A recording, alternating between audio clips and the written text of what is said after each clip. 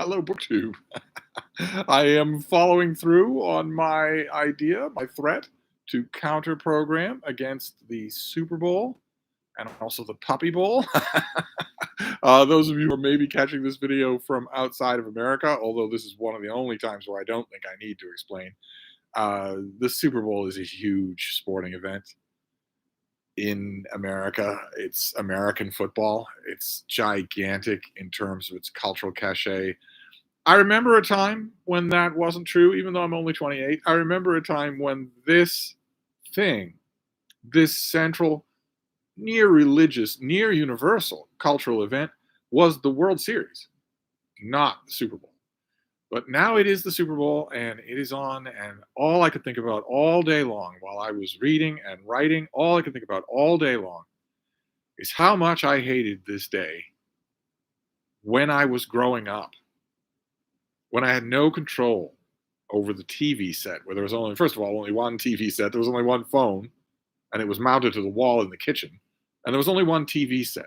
There weren't TVs in every room. There weren't TVs on every phone. There weren't TVs on these little playing card sized things that you hold in your hand, a Star Trek communicator. And there was no question whatsoever that there was going to be anything else on TV. It was going to be that or nothing. Uh, I, all of those decades, opted for nothing. I would just opt to go play with my dogs, to be away from the TV, to be away from everyone sitting around watching. So we are doing counter programming to the Super Bowl. I don't know that I have anything excuse me. I don't know that I have anything coherent to say, but that's never stopped me before. I want to start with 2 points right away, right up front, including the very first thing that I will say, that uh, the concerned parents can clip, or you can show just this part and not any other part. This Stevestream might be a little bit on the long side. It might certainly be boring to readers of a certain age, viewers of a certain age. But I wanted to start off right away with a message for little Victor and little Vanessa. First of all, I want to say you have the two coolest names in the whole world. But I also want to give you a message because I am told that it is the only thing that you've been asking about, including phoning from outings, calling regularly, almost on the hour. I mentioned in a video just the other day that my little dog Freda was not feeling good. She had an upset stomach and an upset behind as well. She had a little bit of both, problems at both ends. I mentioned that the other day. I was laughing when I said it because I've done this many, many times before. I know a serious dog problem from a non-serious dog problem, but I did mention it. I did not follow up on it. I apologize for that. And Victor and Vanessa have been wondering all this time if Frida is okay. So I want to show you. She's right here with me. She's right next to me, as she always is. And she is fine. She is absolutely fine. I wanted to make sure we got that up front in case you're watching just this part of the live stream and no other part. She's just fine. She had an upset stomach. So for about a day, she had bad poop. I'm sure you've had bad poop in your life. She had bad poop and didn't feel like eating. Not really. She doesn't feel like eating much of the time anyway, but she didn't feel like eating. So we just took it easy. That's all. That's all it was. Just a feeling, an upset stomach. That's all. The only thing that confused me about it is that unlike many of my other dogs, uh, Victor and Vanessa, you are too young to work. You are too young to know what that's like. But imagine school. You go to school every day, all day. Imagine if you had a dog. Your parents are entirely right. You are way too young to have a dog. But if you had a dog, imagine what life would be like for your dog. You would be your dog's whole world, and yet you're gone for 8 hours a day. Well, I did that for a long, long time. I did that. And when you do that, you can't be 100% sure what your dog is eating. Not 100%. But Frida I'm with her all the time. There's no chance that she ate anything that disagreed with her. It's just one of those things. That's all. A minor little thing. So I want to make sure to start the video by assuring you both that you do not need to keep worrying. It's very touching, but you don't need to keep worrying. Frida is as strong as an ox, and she is back to her normal self. She has been screaming at the other dogs in the neighborhood all day long. So that's point number one. I wasn't asked to give that notice, but the impression I got from the emails I was getting is that it was the updates were getting a little wearying. So I thought you'd hear it. You should hear it straight from me. Frida is just fine. Uh, and the other update that I want to give is a little bit more involved than that. It's writing related. I haven't made a writing video in a bit on my channel on the normal canned videos, and that's wrong because I am currently leading a writing collective that requires regular updates.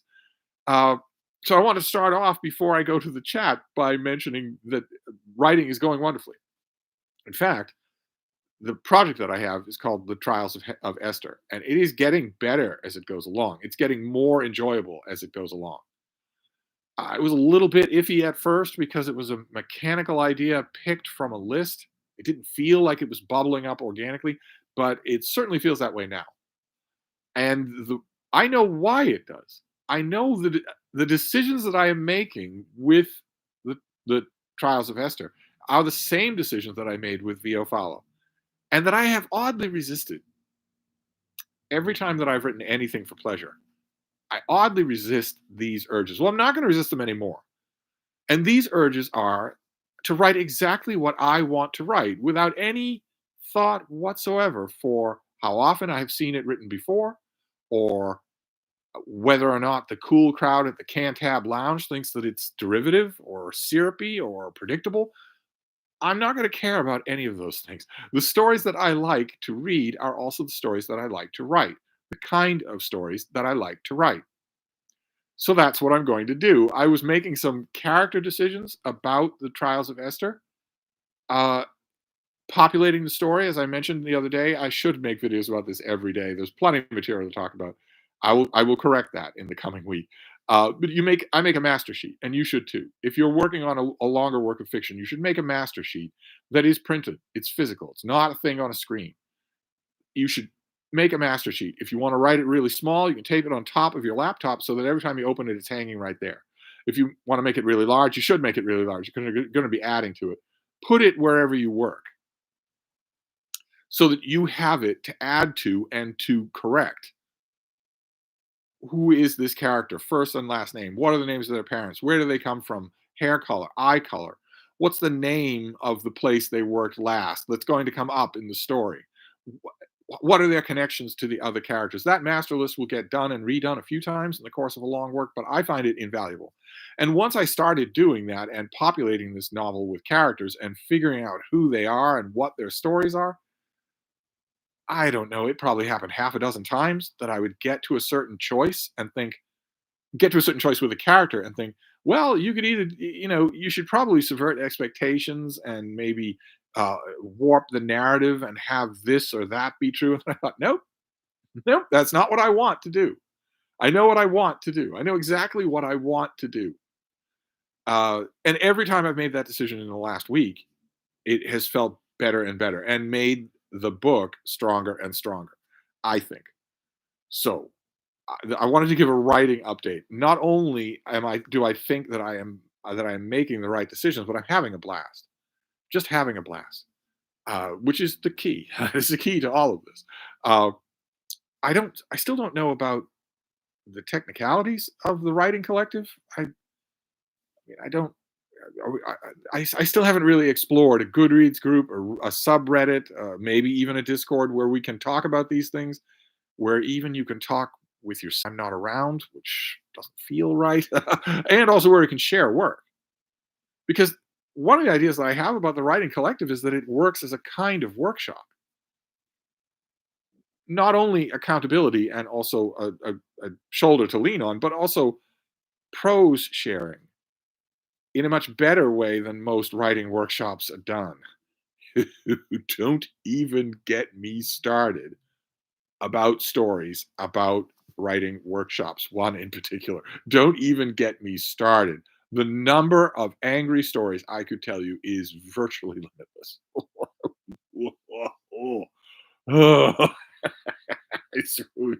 I could go on and on, but suffice it to say that in actual organized workshops, I have encountered almost nothing that was worth the extortionate tuition that was being asked for them. Sometimes I've encountered it in informal writing groups that I've been part of municipally, been a part of a couple of writing groups in a couple of libraries where I've lived, and also proctored a couple of those groups, in addition to college classes and summer classes and whatnot. Those tend to be better, but all of those involve, in addition to shoulders to cry on and uh, sense of camaraderie, they all involve work sharing of some kind or other. I don't know quite how to do that. Of course, any of you are free to share your ideas, your work with me at any time. Just email me the stuff. But that's all one way, and it's only, you know, spokes on a wheel as opposed to a room of conversation. I still haven't worked that out. We still have plenty of time. Uh, I'm on deadline for a couple of minor, well, a couple of things. No deadline thing is minor, but I'm on deadline for a few things for this coming week. One in particular that needs to be done. It can't fail. It absolutely can't be postponed. So, and also, as I've mentioned a couple of times in videos, there's also this weird feeling floating out there, almost like something is coming. I'm not a big one for prescience. I don't indulge in the spice melange, but it feels like something is coming. I don't know what that is. I dread the feeling that I have is that it's a job offer. The weird thing, I've had those before, even on this channel. You've seen sometimes where suddenly a friend or a distant acquaintance will drop on out of the blue with a huge job that they want me to do. Otherwise, oh my God, it's all over for me. And I'm such a softie and also such a freak that I can actually do it. Last summer was the quintessence of that. And the thing that I had to do last summer, by the time I got around to doing it, was actually impossible. If you looked at the parameters of what was needed, you would have said, okay, great, but that's not possible. And one person who I shared these details with actually said, you know, I've met you. I've sat in the same room with you. I know you're real, but this is not real. What you're doing is not real. And my friend, the recipient of it, thought the same thing. Said this can't be happening. I owe you more than I could ever repay. And I said, you're right. Uh, Naturally, my instincts go along those lines, but the feeling that I'm getting in the last couple of days is that if this is going to be a job offer, it's going to be an actual job, which I know a lot of you have dropped me quick emails to say, why do you say that? But I'm going to say it again. If it's an actual job, I would have to refuse. I would have to turn it down. I mean, think of all the years, all the decades that I spent with dogs that I loved, looking at them at the crack of dawn and saying, well, see ya. I'm going off. I'm going to walk out that door and I'm going to have an extremely stimulating day. I won't always enjoy it, but I won't ever be bored. I'm going to have an extremely stimulating day. In the middle of the day, I might break for lunch. Most parts of the day, I will be free to come and go as I please. I'll be free to do what I want, put stress where I want, amuse myself where I want. And then when all of that is over, well, then I'll head on back here to you. But what have you done in that time? You've been bored, you've been lonely, and you've been staring at the door. For 9 hours, you've been staring at the door, just waiting for me to come back. You haven't been stimulated. You haven't been able to go and come as you please. You haven't been doing anything. For years, years of your life, the dogs don't have those years to spare. And for decades, I said that to dogs.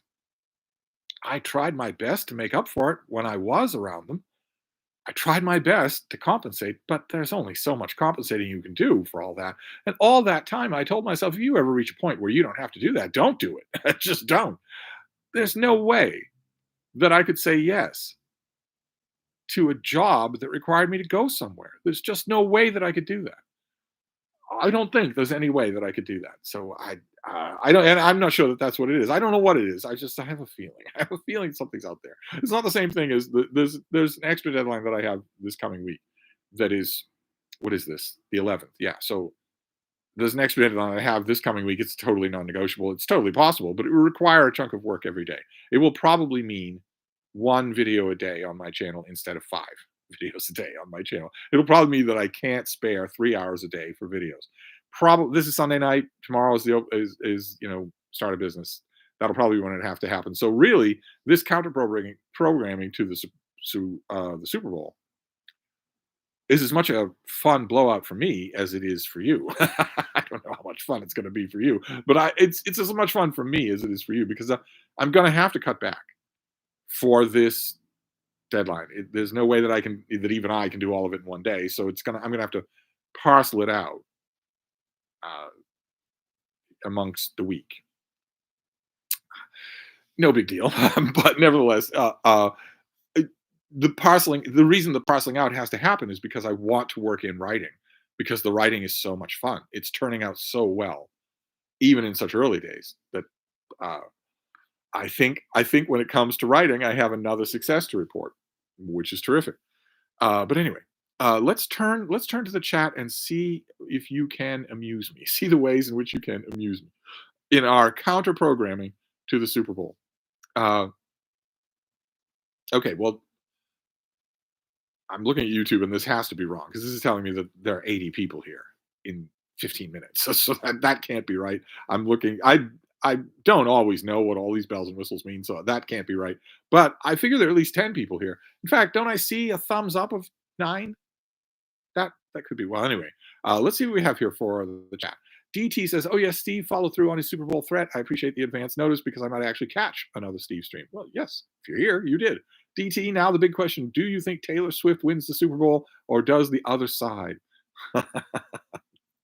The other side being fascism? I don't really know. Although you are pricking at my old newsman's instinct by making Super Bowl one word. We had to learn that and we had to remember it. We had to learn that and also a whole bunch of other details, a whole bunch of little things that we had to learn how they are represented in print and how they're not. Alan Cowley, is that a Notre Dame shirt, Steve? NP Hunt says, I can never help but see Super Bowl as two words since watching that episode of What We Do in the Shadows, where the vampires think they're going to a house party to celebrate the superb owl. Yes, the superb owl. There are superb owl parties all over the country tonight with signage and whatnot and invitations and whatnot, specifically because Super Bowl is copyrighted, so they have to do it that way. Steve Bronstein is here. If my team weren't in the Super Bowl, I'd definitely watch the SS instead. By SS, I mean Stevestream, not Schutzstaffel. Thanks for the clarification.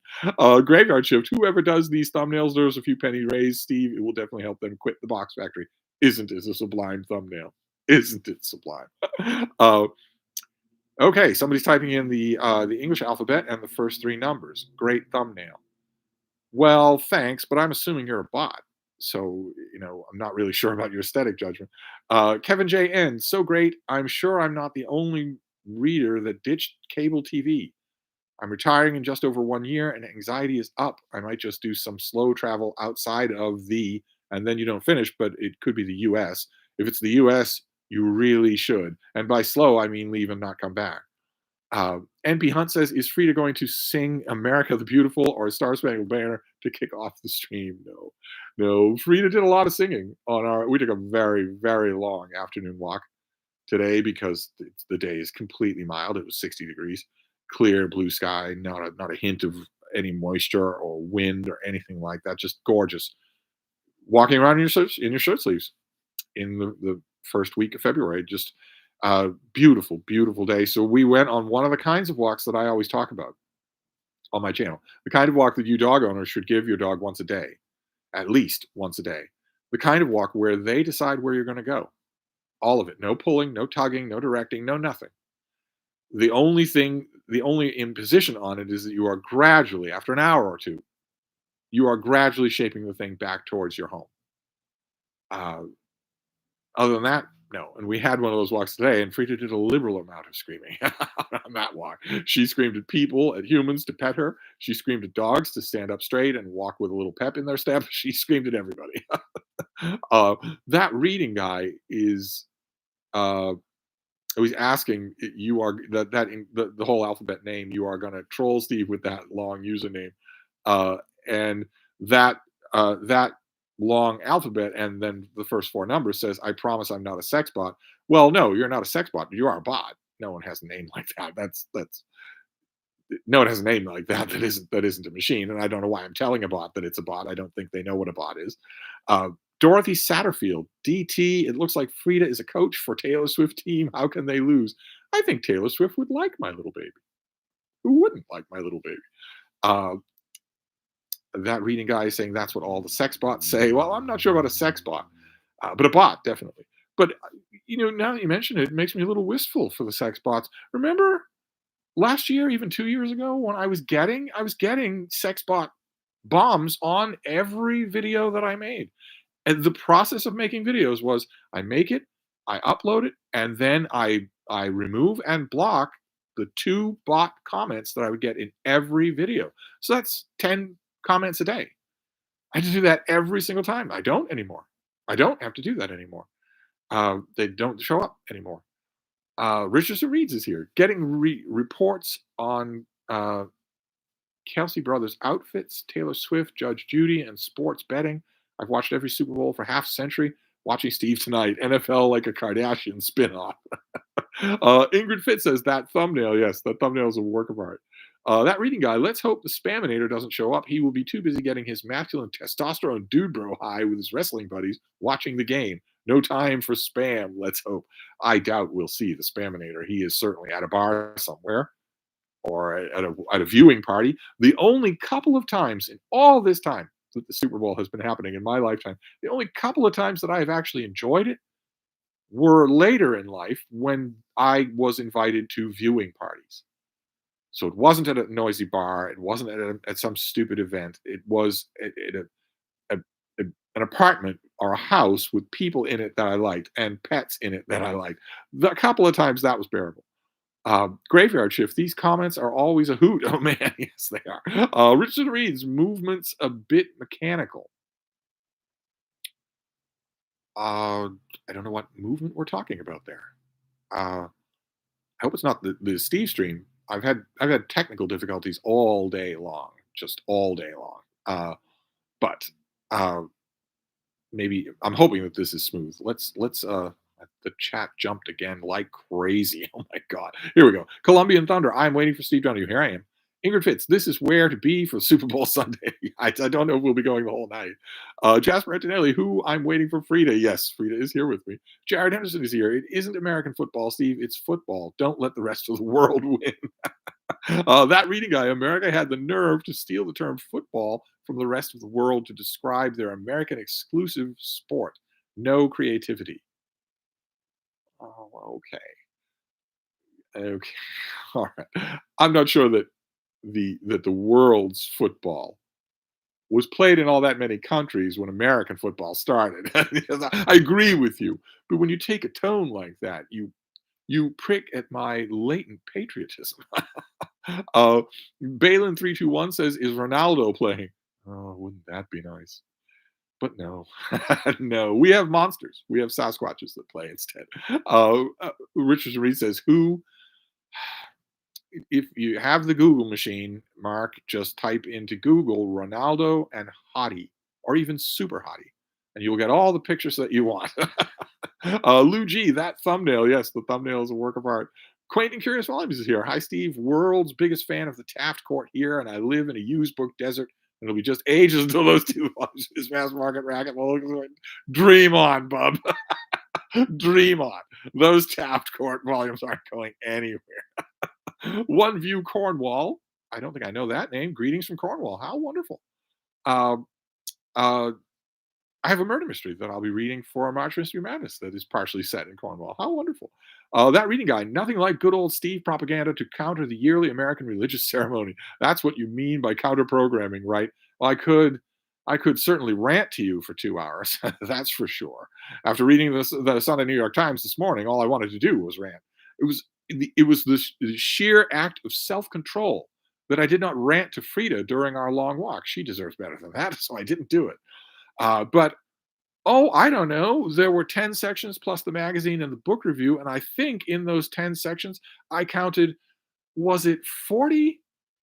No, it was 51. 51 separate articles on how old Joe Biden is. 51 of them. all of them saying, "Oh, we don't know why America thinks this way. He's the same age as Donald Trump. They both have memory lapses from time to time. Why do people think that his situation is so much worse? Gee, I wonder why." With 51 articles in one issue. Anyway, I said I wouldn't rant. Monet Doyle says, "Good evening." Oh no, the Spaminator is here. I despise football. That reading guy, and if you don't want me to show up, stop summoning me.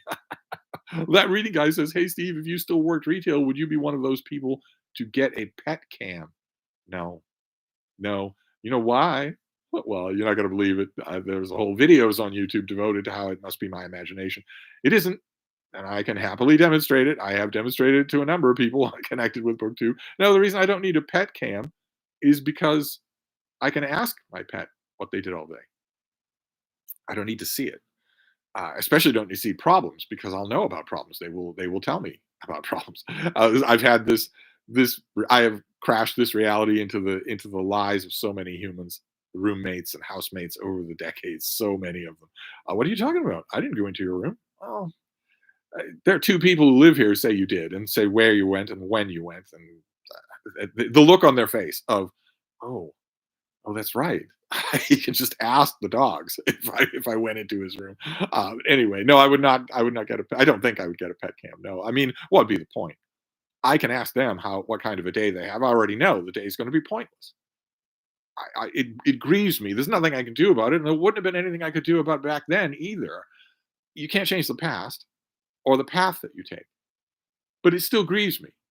I look back and I think those dogs just spent all day the equivalent of twiddling their thumbs, not doing anything. They didn't have the kind of life that my girls have, for instance, or all of my beagles when I was traveling and we were constantly in each other's company, or Frida, who is never without me, just almost never. I go on occasional errands. Other than that, we're always together. But that wasn't always true. Maybe I would have wanted a pet cam just to see them, but that would have broken my heart, especially since they couldn't see me. Uh, but anyway, Krista A says, "I hate to confess for fear of reprimand, but I'm watching both Steve and the Super Bowl." Mhm.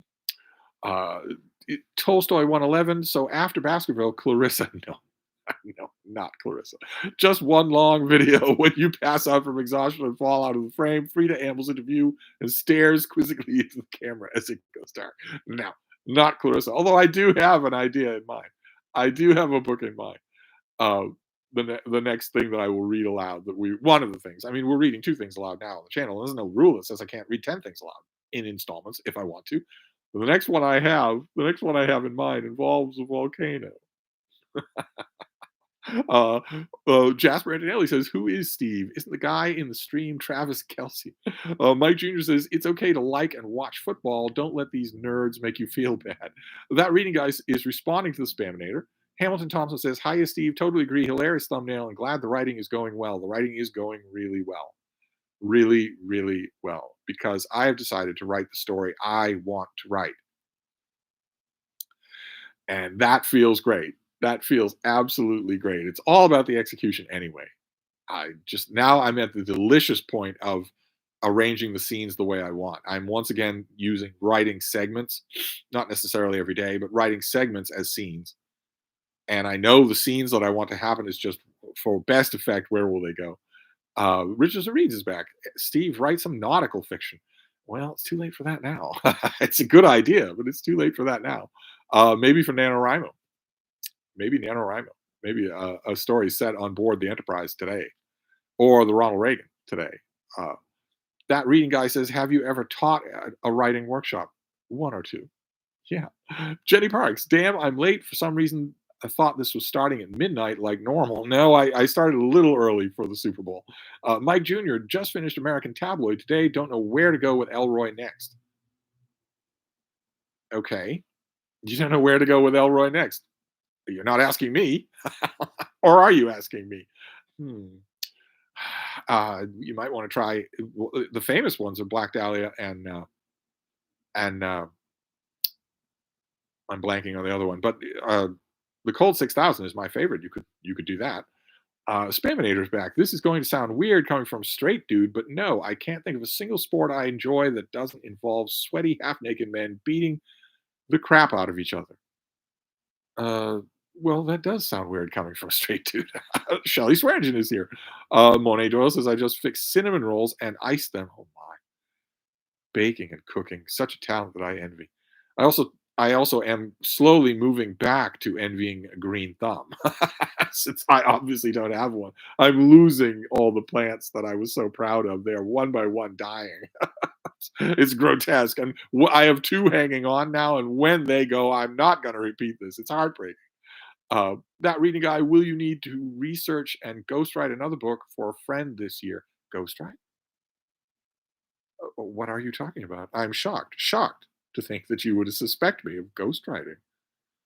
But helping a friend with a book, I don't know. I hope not. I don't know what it is. I feel something hovering in the air out there. Doesn't feel like work. It feels like a job offer. And I can't imagine a job offer that I would say yes to. I can't imagine what that would be. Uh, that reading guy says, this is not real, is what we say when you hint at your reading number every year. Yes. Yes. Well, yes, I am a freak in a number of ways. You knew that when you married me.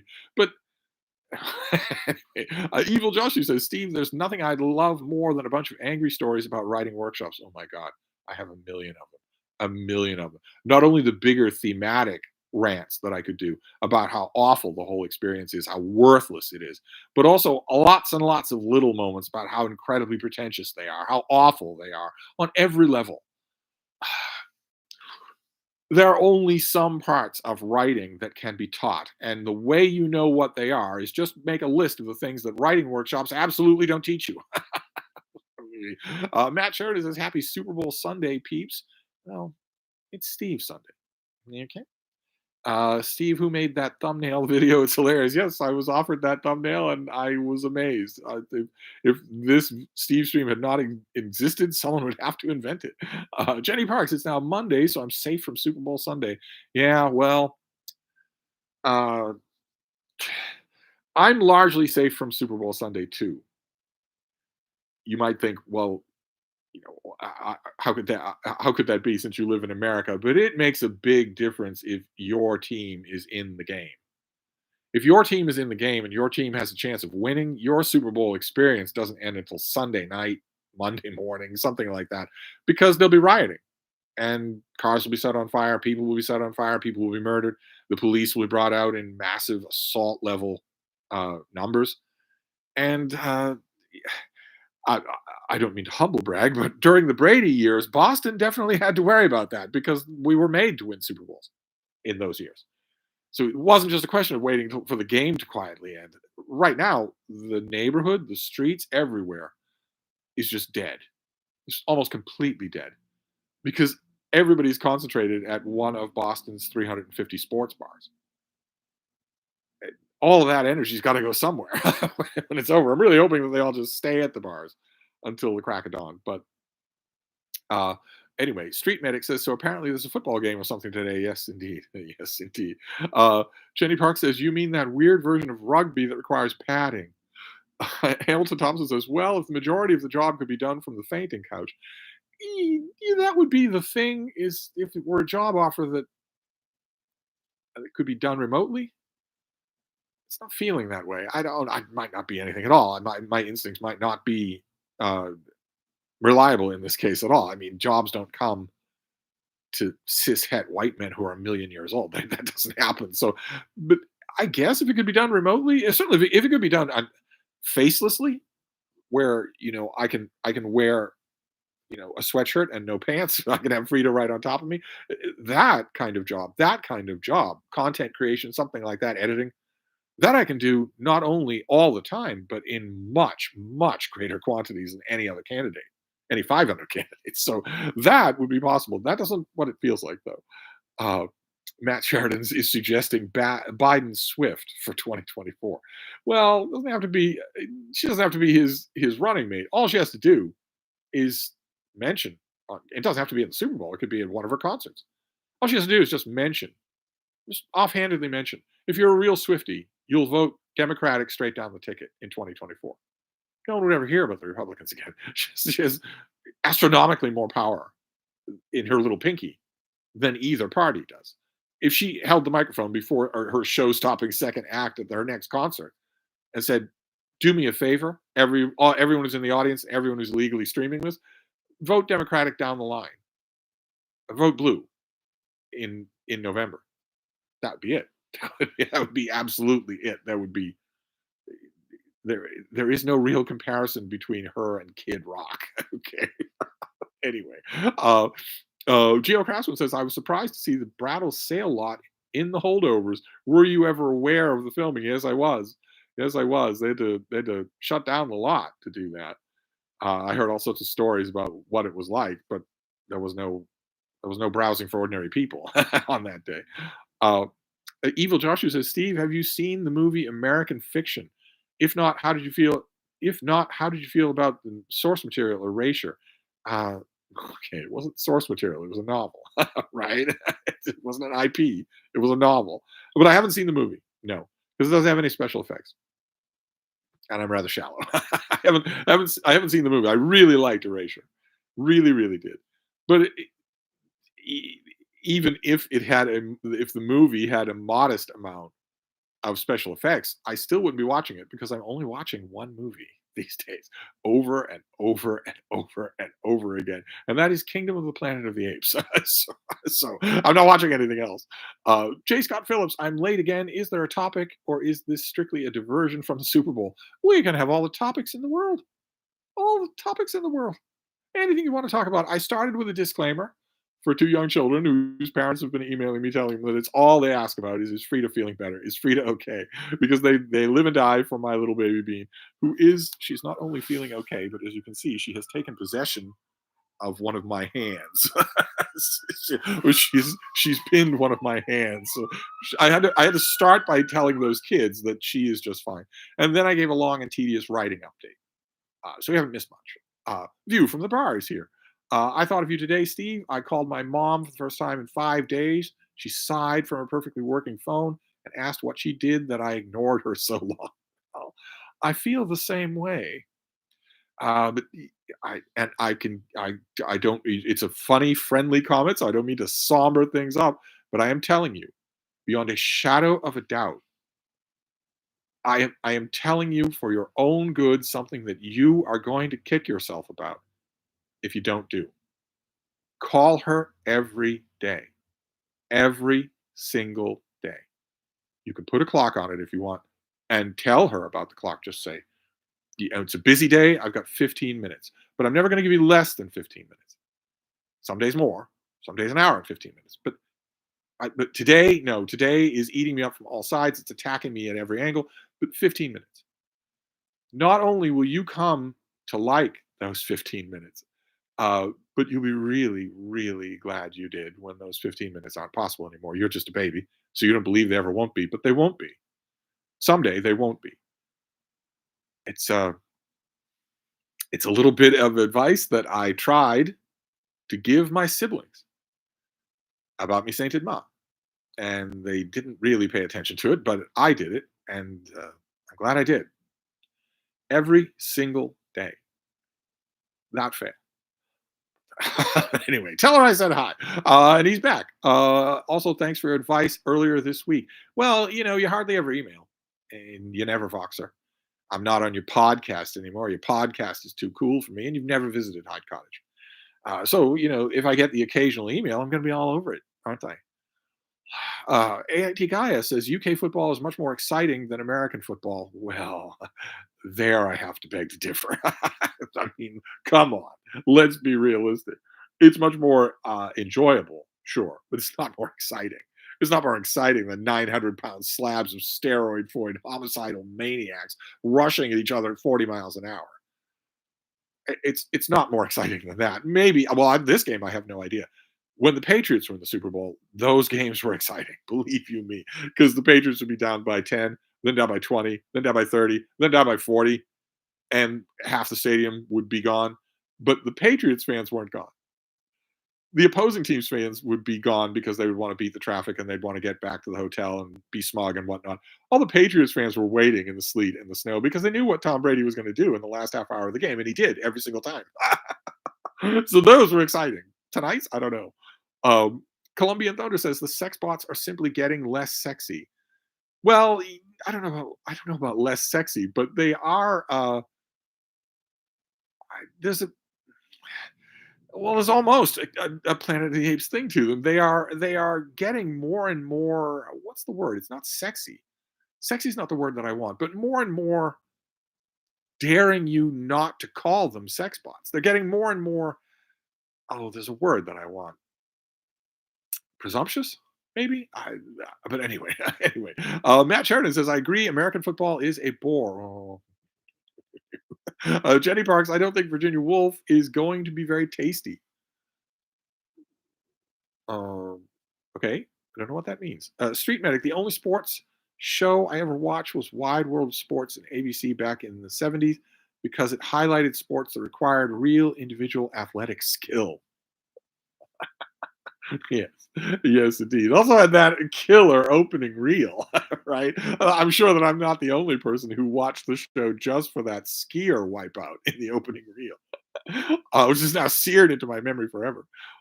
Richard Adcock says, I agree with the enjoyment of it with people I like in a house somewhere. House watching parties for the Super Bowl, the Oscars, whatever it is. Those are always the enjoyable way for me to do things like that. DT says, was the World Series being a cultural touchstone better in your opinion than the Super Bowl? Yes, yes, it was because nobody even makes any pretense of the Super Bowl being legitimate.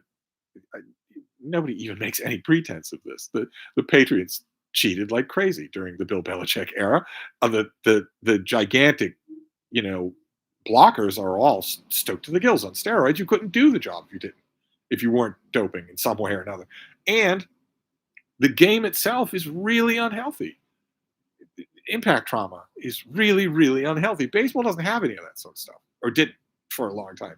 It didn't have any of that sort of stuff. So you got to watch. It was more boring because baseball is a largely a quasi sedentary pastime for fat elderly men, but still, I liked it more than football, which seems so aggressive.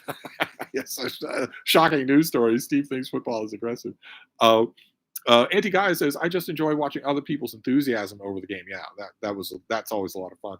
That was the main draw that got me to go to Iowa Hawkeyes basketball games and football games. Uh, wasn't the game; it was that the crowd was so into it. That was just fun to watch on its own. Although that enthusiasm can turn aggressive pretty quickly if you're at an Iowa Hawkeyes basketball game and you take out a book to read.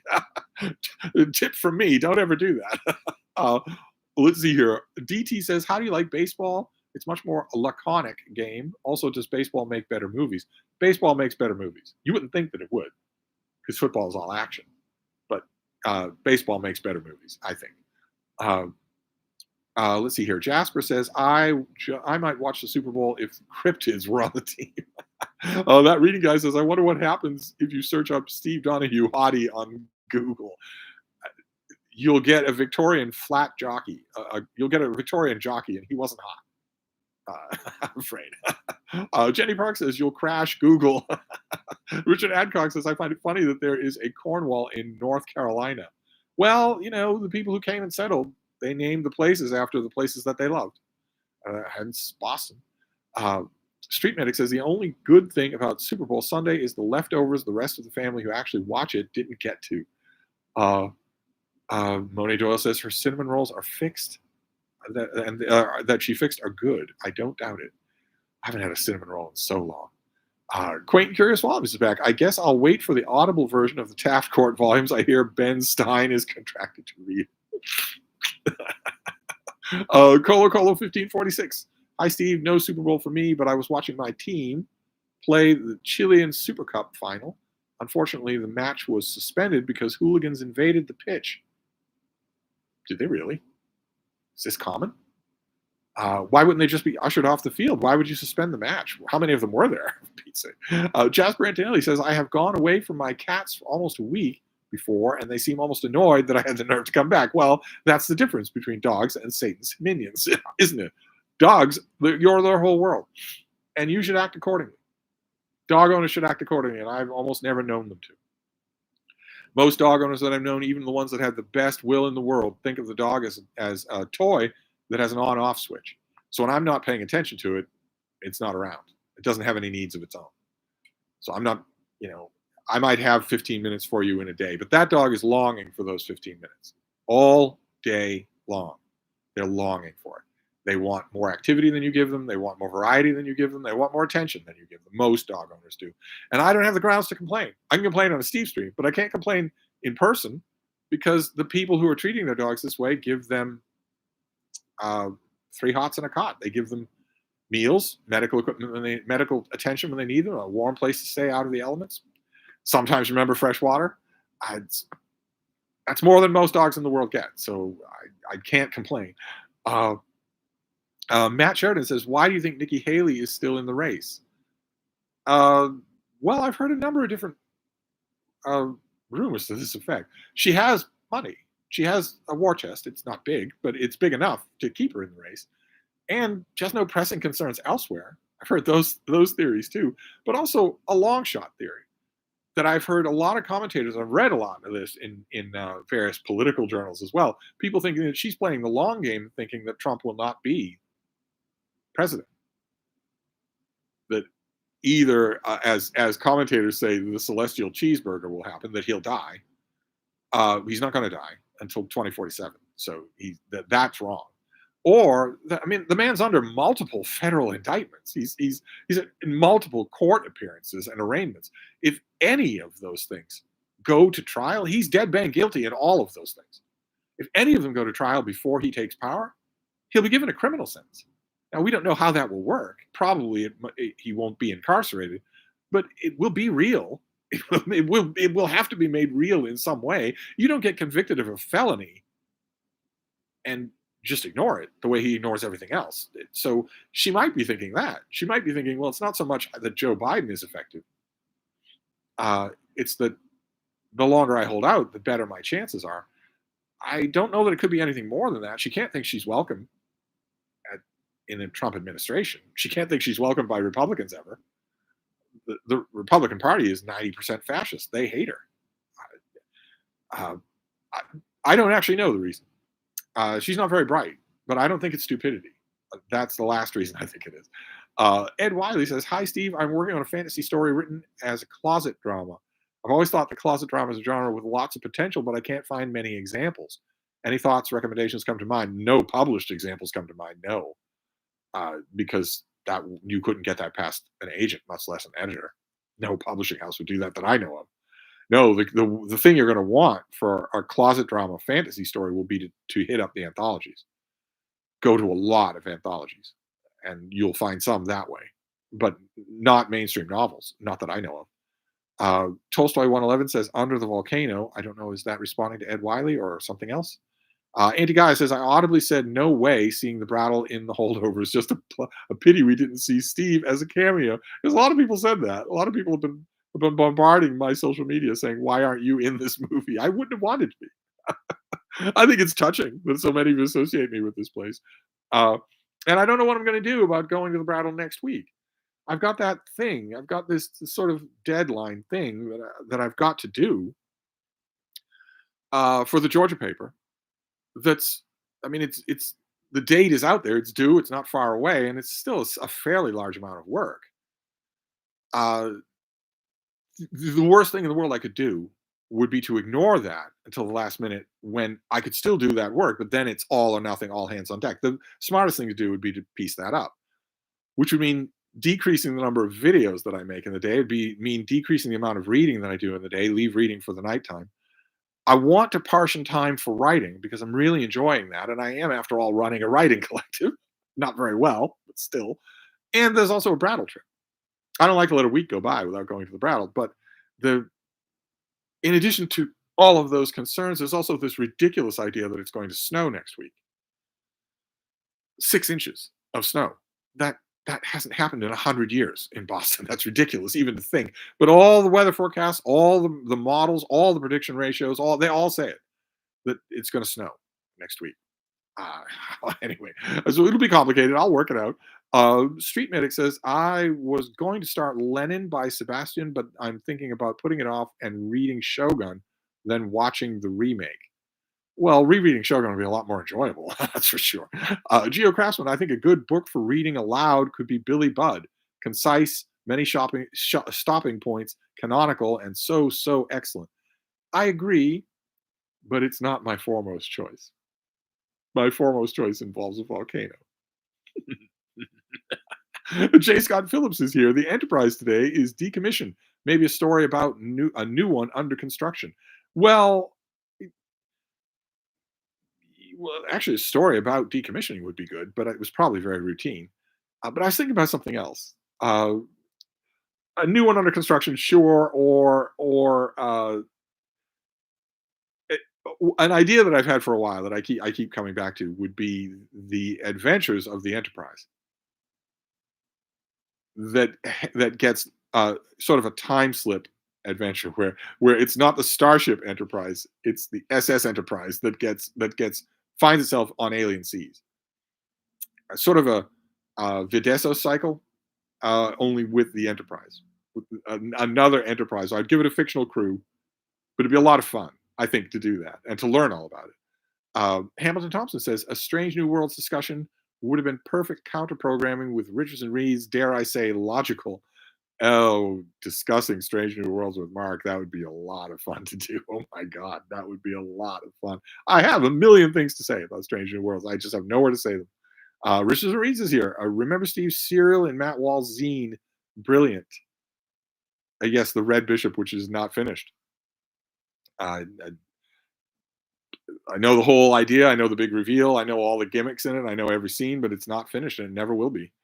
Uh, Wilson is here. Good Lord. What was that you said? Diomed? A volcano? Now, don't go spoiling things for everybody else, Winifred. But I do have an idea. What if one of the next things I read aloud were one of the worst novels ever written? Wouldn't that be fun for me?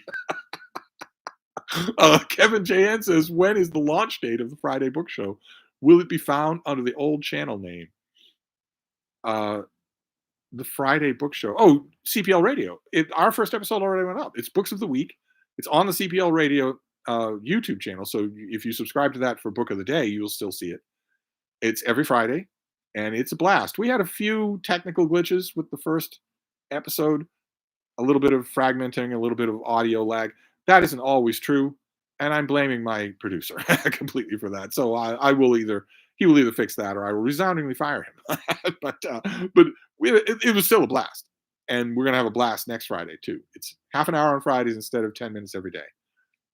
David Sloan says, "Hello, Steve. Can't watch the stream as I'm watching Super Bowl and reading McCarthy during commercials." You're not a hurt a guy, don't you? Jasper Antonelli says, "The one wrestler I knew put his hand on my thigh, but he claimed to be straight. Perhaps this person was the Spaminator." Well, I had a couple of friendly demonstrations from one of Dan Gable's wrestlers, and some of you wrestlers will know the name Dan Gable. I had a couple of friendly demonstrations from one of his star wrestlers, who also started with that same claim. I think it ended up being more negotiable than he thought, but that's true of all men. See, Auntie Gaia says, growing and picking your own cucumbers, then washing, chopping, bathing them in red wine vinegar is quite the experience. You might be joking, but I envy that experience. I would love to be able to grow my own cucumbers and pull them out of the ground or off the tree or whatever cucumbers come from, chop them up and eat. I love cucumbers on a salad, stuff like that.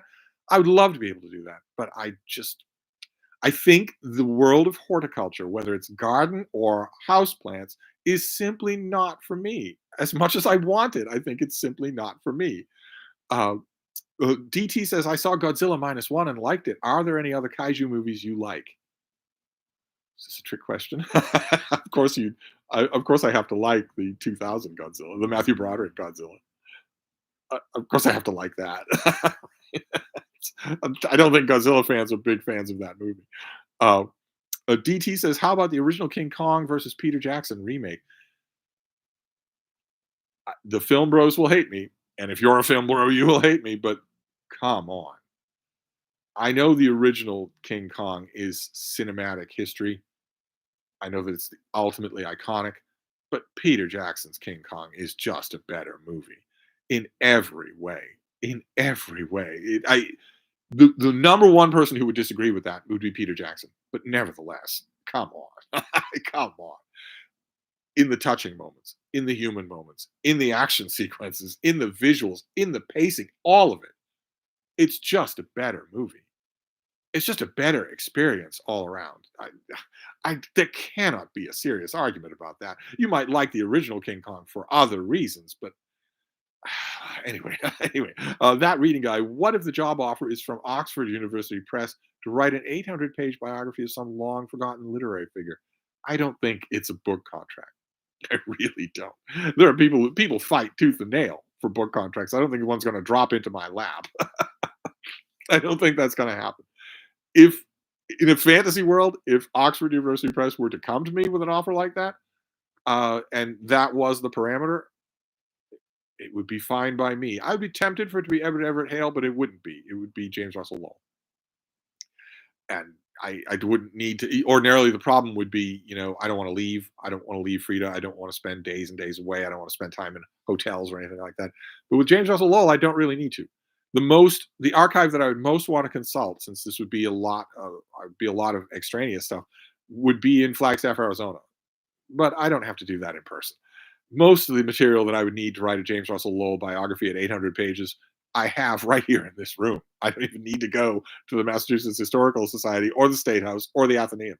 All the places I could go anyway without upsetting the bean. I could go without upsetting her. Those are all footsteps away from the Brattle Bookshop. But it won't be that. I would have to be the opposite. I would have to come up with an incredible pitch for such a thing and then pitch to everybody. Ox would be the first one to turn it down, or just far from being the first person to accept it. Columbian Thunder says, so during the Brady years, would you say the rioters were a Brady bunch? No, I wouldn't. And you shouldn't either.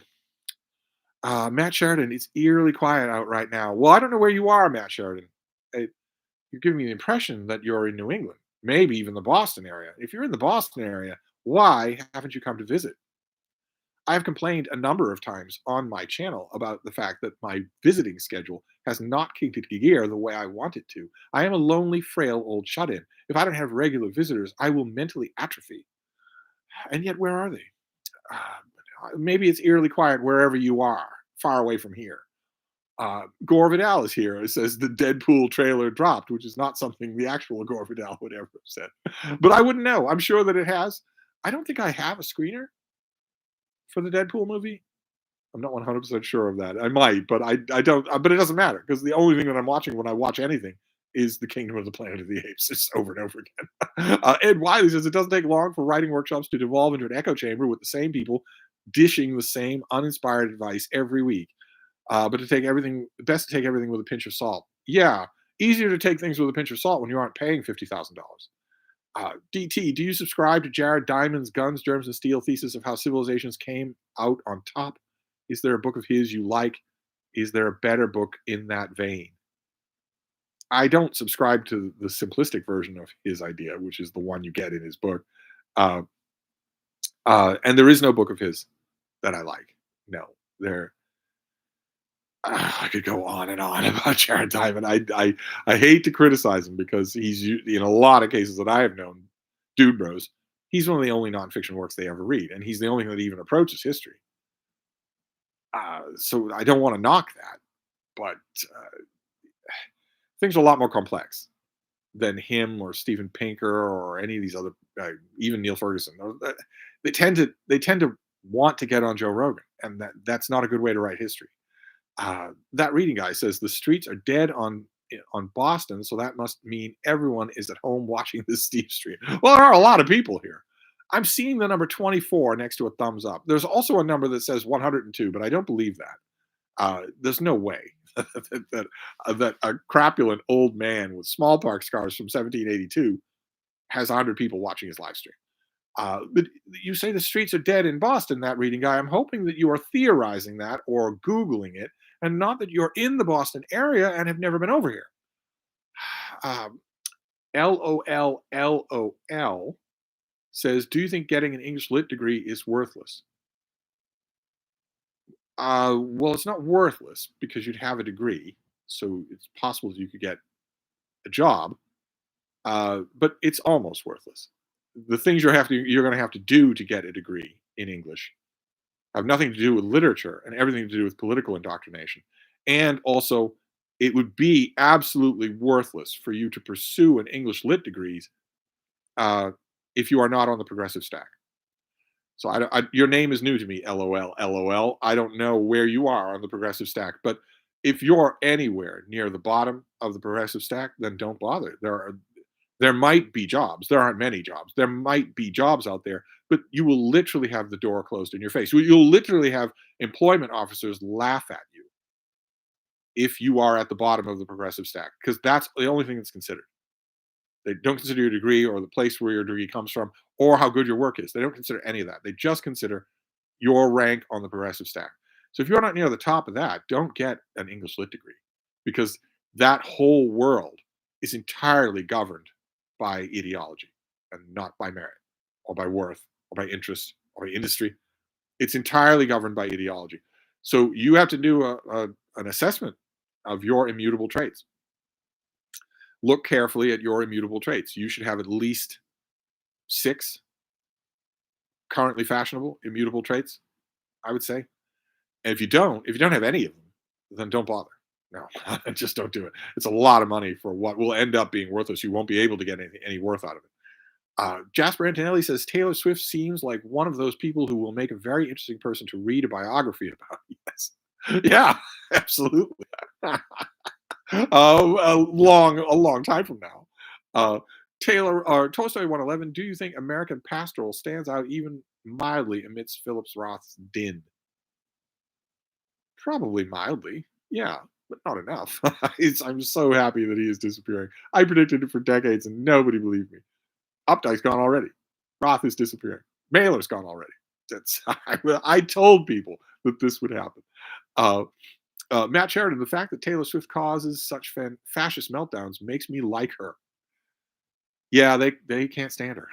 They absolutely can't stand her, and it lays bare a lot of them when you hear them fulminating on fascist channels. You can hear right below the surface the reason why.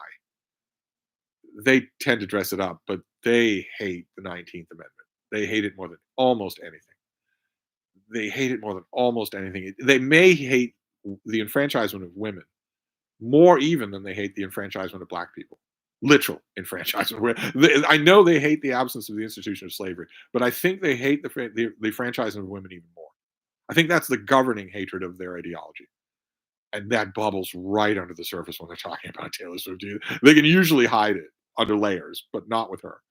Uh, Auntie Gaia says the new Apes film looks amazing.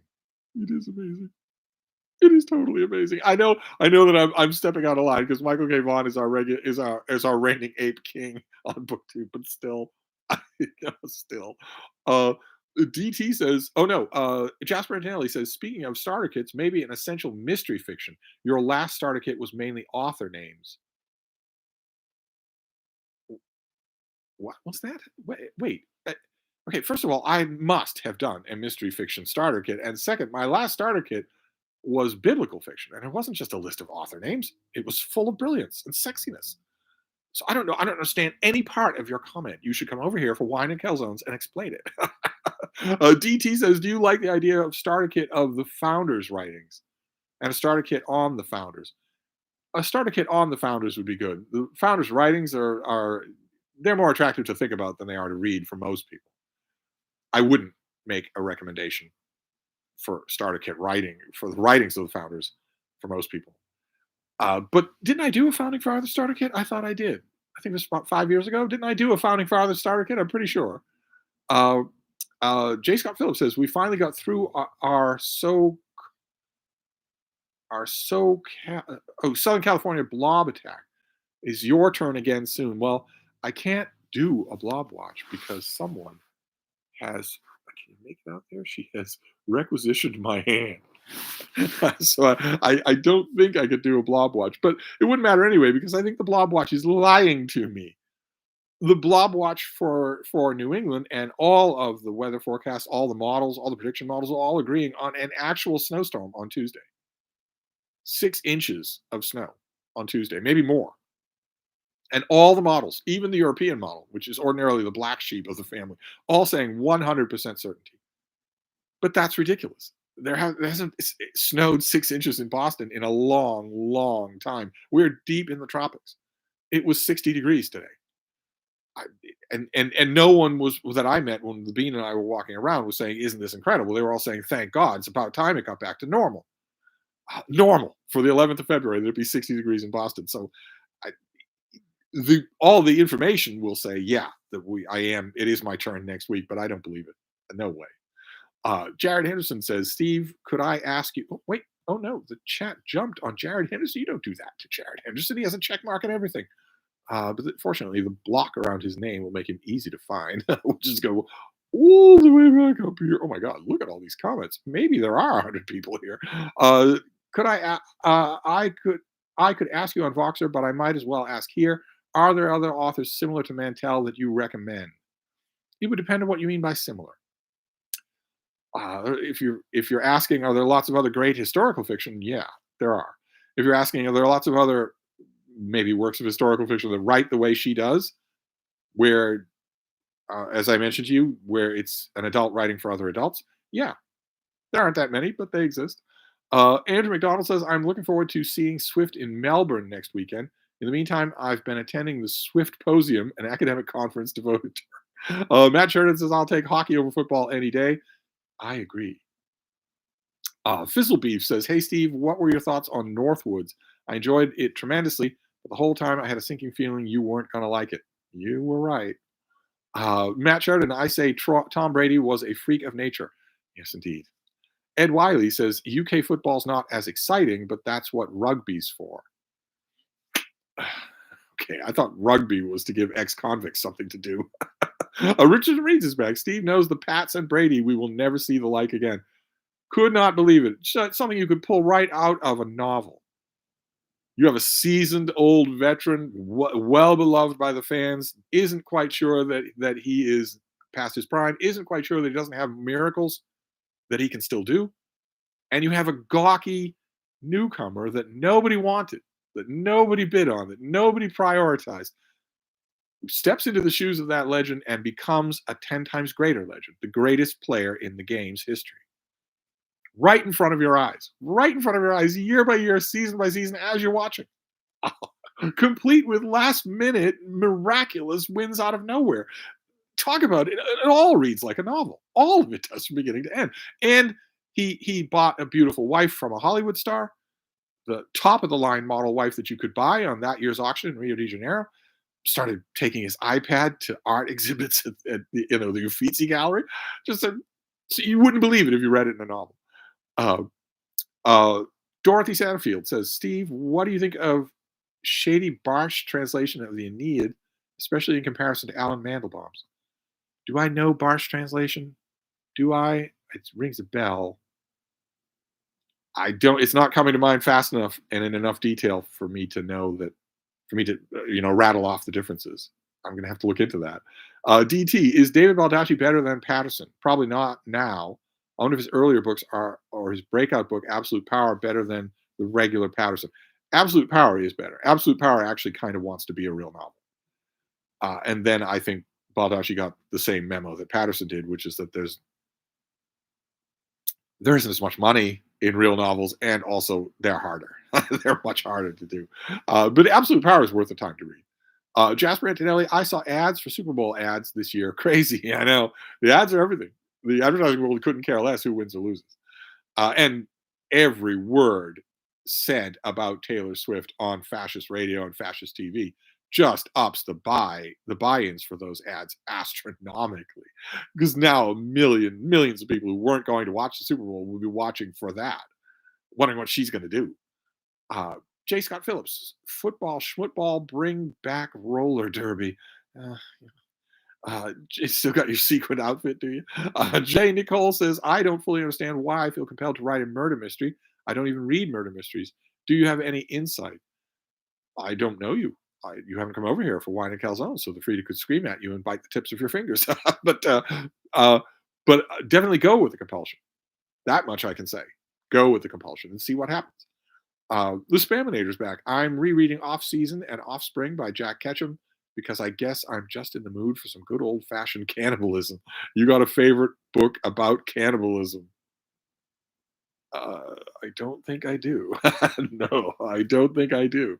Matt Sheridan, the human body is not built for football. Those CTE injuries are no joke. No, they aren't any joke. No, they aren't. And you didn't, before the era of just universal steroid use, you didn't have that to worry about with baseball. You didn't have anything to worry about with baseball. You could just, it was just a beautiful afternoon. You could just sit there and watch these elderly gentlemen stroll around in the park. Whereas football, it's all drugs, it's all injuries, it's all savagery, just savagery. Uh, Balin 321 says American football is getting more popular in Europe as well. All unis had an AM football team, and there was a college league as with well-attended matches. I did not know that. Jasper Antonelli says, Steve, how many steroids do you take to maintain your killer abs and super hottie physique? Steroids? No, no. I am a founding subscriber to David Lade's Euphoria. Of course, I couldn't do without that. That's not steroids, though. That's gray market Korean amphetamines.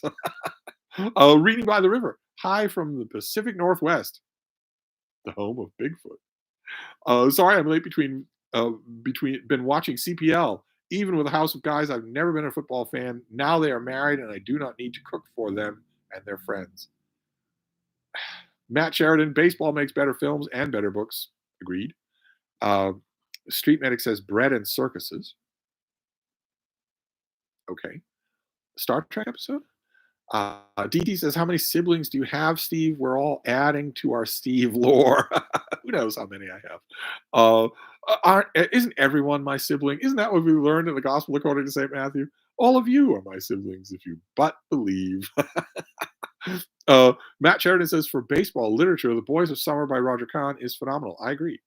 Richard Reed is back. StarCast computer metrics actually show baseball players are much faster and more athletic than football players. No fat guy jokes, fainting couch dude. Yeah, you and Zach from the Brattle think the same thing. You must be watching a game that I'm not seeing. Steven Brodsky says, since I'll be watching this later, what did you think of the Tucker Putin catastrophe? Like with Michael Savage situation, I can never help but turn my head and look when passing a car accident. I didn't believe the Tucker Carlson thing was going to happen. I didn't think he would be given State Department permission to make it happen. I didn't think it would happen. And then it happened, and I thought, okay, well, if you're going to do this sort of thing, if you, Tucker Carlson, are going to do this sort of thing, surely you're not going to be allowed back in the country. I mean, I know that was the joke, right? That was the joke, and a number of left-wing commentators said how David K. Johnson said, "Let's not let him back in the country." But I don't get it. I don't know. We don't know any details. We don't know if he was debriefed by the State Department when he got back into the country or the CIA. But I think just on the, I watched the thing that he did, and I think just on the flat fact of it, he should have been not only debriefed but detained. He should be in custody now. He's obviously a paid agent. I mean, that was obvious before, but still, it was surreal. Your question is, what do I make of it? I thought it was all surreal. Just like I think this whole thing, this whole reality that we're in is surreal. A guy who incited and organized a violent insurrection to overthrow the government was just allowing him to run for president. just allowing him to run for president. Yeah, well, we'll see how the voters say. It's all just completely surreal. The Spaminator says, I fully understand that my cats are annoyed when I come home. That's why I do it. Tolstoy 111 says, my under the volcano comment was a guess on the reading you were contemplating, which you said involved a volcano. Oh, okay. Well, the thing about live streams is you have to contextualize. You can't just plop in next Tuesday or turnips. I'm not going to remember what it means. But no, Under the Volcano has some quality to it. Whereas the volcano book I'm thinking of is one of the worst books ever written. Hannah's Books is here. I just had assumed you would be somewhere in the background of the film, so I was excited to see it. No idea what that's about. Isn't this your first appearance in the chat tonight? Uh, no idea what that's about. Richardson Reed says average SB ticket 10K corporate party. No idea what that means. Yeah, maybe these messages are meant for each other. DT says, does the Brattle give you credit for books after you're done with them? After I'm done with them? Well, if I sell books to the Brattle, then I have a choice. Anybody has a choice. You can either get money or you can get credit at the store. I always just ask for credit. What'd be the point of me asking for money when I sell books to the Brattle? Of course, I need credit because I'm going to be back there. It's not like people coming off the street sometimes with boxes. Somebody died, or they have found a bunch of books over the attic or whatnot. They are never going to come back. They will take a check, but I don't take money from the Brattle. Uh, Matt Sheridan says, "What's the Prairie Lights bookstore in Iowa like? It seems great. It is great. It's a great place. It's a great indie bookstore, and it always has been. I wanted to apply there. I did apply there to work. I thought, well, this is natural that I should work there. And it their application at the time, eons ago, was part of their application was very informal at the time. Part of it was to tell them, take some space to talk about your favorite books. And I did. All my favorite books were classics of ancient Greece and Rome, and they get that a lot. They got that a lot from people who were faking it, just trying to sound, too big for their britches, trying to sound like faux intellectuals. So they trashed it right away. They assumed it was insincere. It actually was sincere on my part. But uh, let's see here. Geocraftsman says, when you said volcano, I felt rumblings of what it could be. Then you went and confirmed them. I am all in. I haven't confirmed anything. I don't know what you're talking about. I will say that the book I'm contemplating, the only reason I'm not calling it the worst novel ever written is because there was a worse novel that was written 100 years later that is very much in copyright, whereas the one I'm thinking of is not in copyright. Jasper Antonelli says, "What Ho Diomed is actually the best start to a novel ever." I'm sure I don't know what you mean. Anti Gaia says the amount of flags being canceled thus far in the game is pretty incredible. You're watching the game? Eyes on the prize, you. Uh, Jenny Park says, I loved watching Book of the Week. It was great to get the banter back. It was tons of fun. It was tons of fun. The little backstage drama was that I was preoccupied with something. We had a start date for the taping, and I was preoccupied until the very last minute. So we didn't even have a chance to have a face-to-face private video call just to get our bearings. We didn't even have a chance to do that. We said hi and then immediately started taping the show. But like I said, when you've got genuine chemistry, it can happen anywhere at any time. It doesn't need any prep. There's nothing like that at all. So I need not have worried. DT says, tell us at least a couple of things about the strange new worlds in this Stevestream. I have so much to say about it. Oh my god, so many negative things, so many positive things. There are positive things. It's sometimes beautifully written, and what a physically beautiful show! It is hands down the most physically beautiful Star Trek production, movie or TV, that has ever been done. Every little last detail. Think about how crappy Star Trek Discovery often looked, and then compare it with Star Trek Strange New Worlds. It's just gorgeous to look at. But it is in no way, shape, or form the Roddenberry continuity. Not at all. It is an alternate, a splinter timeline. Obviously, it is. Every episode does major body blow damage to ordinary continuity.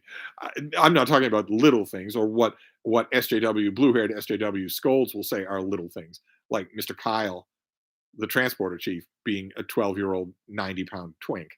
I'm not talking about that. I'm talking about major, major things that are obviously not part of the Roddenberry continuity. Uhura was not a crew member on board Pike's Enterprise for 10 years before she was on Kirk's Enterprise. The idea is ridiculous, and so on and so forth. But uh, so many things, positive and negative. Jasper Antonelli, are there any manga that you like? I've heard you mention the one about Buddha's life. The one about the Buddha was good. I also love Death Note. And I fell in love with manga with a very early one called Crying Freeman, which I still love. I still go back and look at those issues. Colo Colo 1546, not too many hooligans on the pitch, but part of the stadium is now on fire. So for safety, it was better to suspend the match. The hooligans are from my team, and we were winning. Absolute nonsense. Good lord. Street Medic says, I grew up on a farm, and I really appreciate buying my food at a grocery store now. Matt Sheridan says, I did like Jackson's Kong. It's quite bloated at times, but the film overall is quite an experience. The ending makes me cry. Bloated? Bloated? No, it's not bloated. No.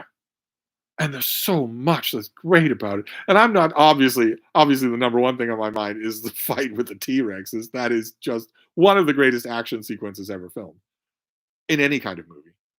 But I'm not just talking about that though. Every little grace moment in there, that's all just so perfect.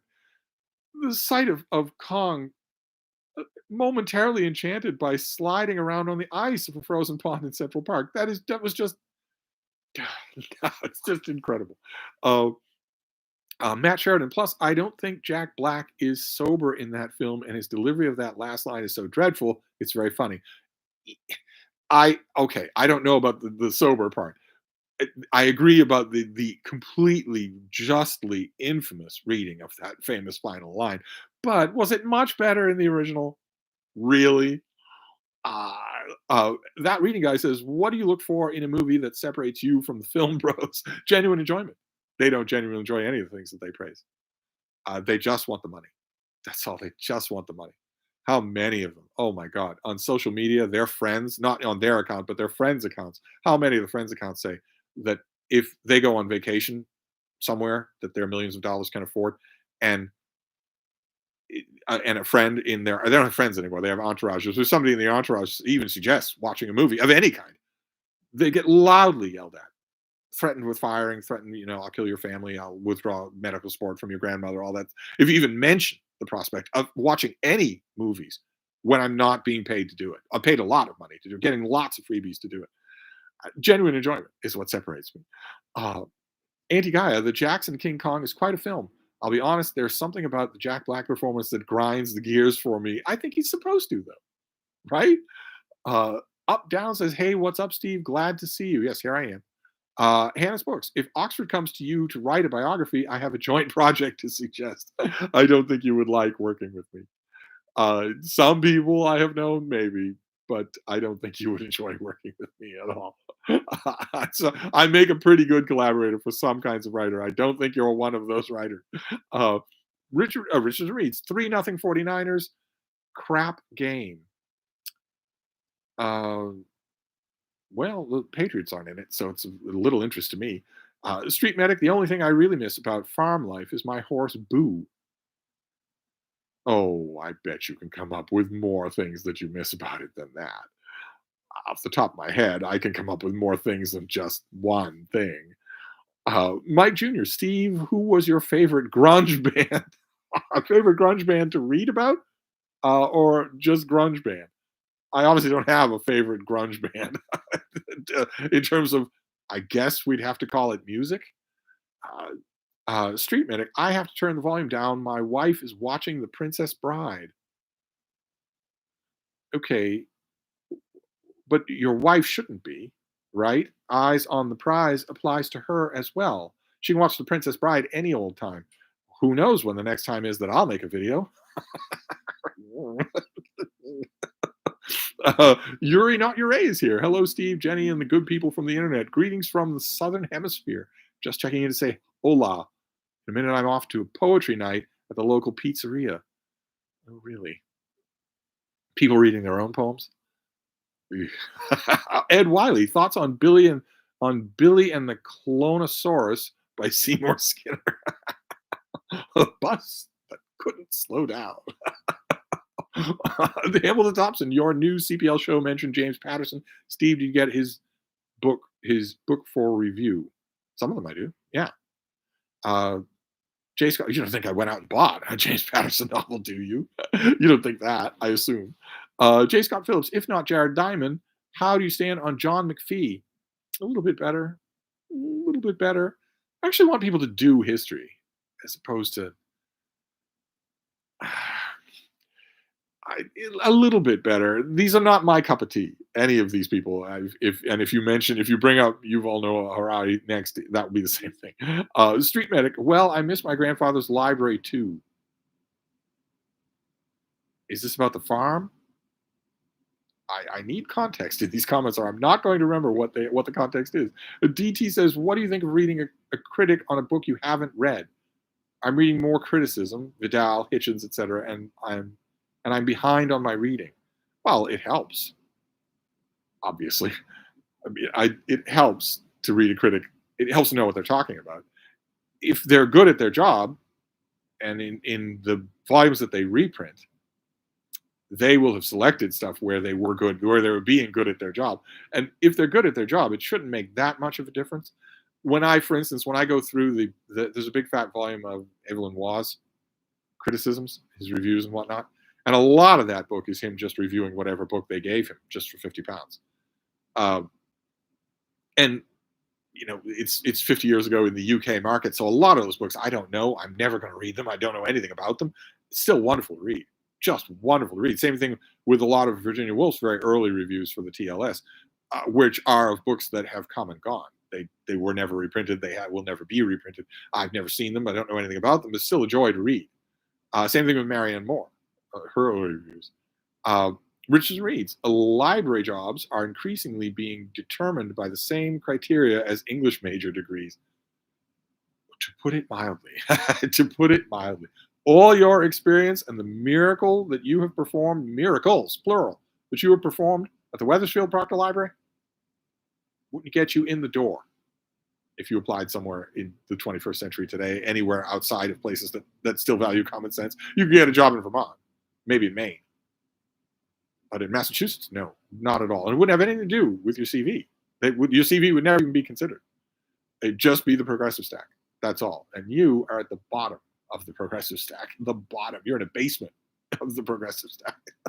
J. Scott Phillips, I guess there aren't that similar, but I find John McPhee very readable. Oh, he is readable. He is readable. So is Jared Diamond. Tolstoy 111, speaking of Mailer, do you make an exception for the Executioner's song? A lot of humane people like it. Humane but erroneous. I don't make any exceptions for Mailer.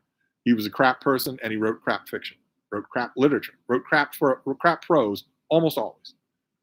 Almost always. There's a tiny handful. There are bits and pieces, moments in the Executioner's song. There are moments in almost every book.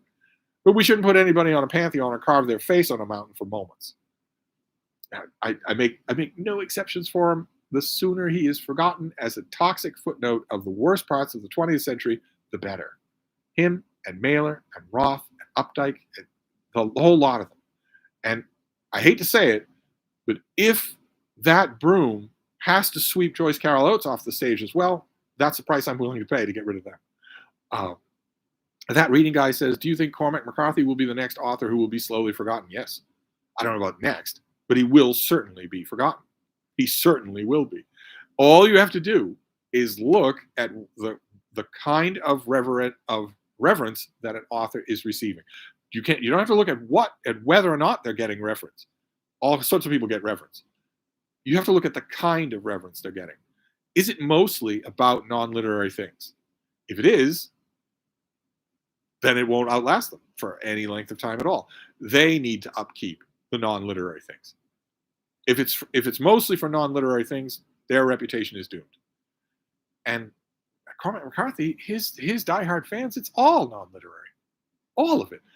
They talk a good game about him and David Foster Wallace and all the other Dan Alusky and all the other dude bro saints. They talk a good game. The critics, the adherents do. But when push comes to shove, when you start to get them really talking, not on camera but in private, about what they love about these guys, it's all non-literary. It's all stuff that they know about them. Okay, that's great. So you've got a little fan club in a little box up in the crook of a tree. That's not going to keep a literary reputation alive. Cormac McCarthy's doomed. Doomed. In 50 years, no one will even remember his name. Gholam Muad'Dib says, hey, Steve, how did your writing go this week? Mine was bad. I wrote a lot last Monday and today. Mine has been good. It's been a little bit of a trickle, and I'm afraid I'm going to have to put up with that for the next week. It's going to have to be a little bit less than what I want. I have steadily incremental work that I have to do in blocks for the next week. and then I'm free. So next weekend, I mean, next just as simple as that. Next weekend, I'll have all those blocks free, considerably more free than they are now. I'm still going to do it though because I'm having a blast. Uh, Auntie Gaia says, when it comes to Swift, I can understand family or friends interfering to stop you from doing you will regret. But in her father's case, it's just plain toxic naysaying. She's doing us a service. Okay. Yuri, not Ure, starts with an ellipse. Audience reading their poems accompanied by the live jazz improvisation. I was just in the Cantab Lounge.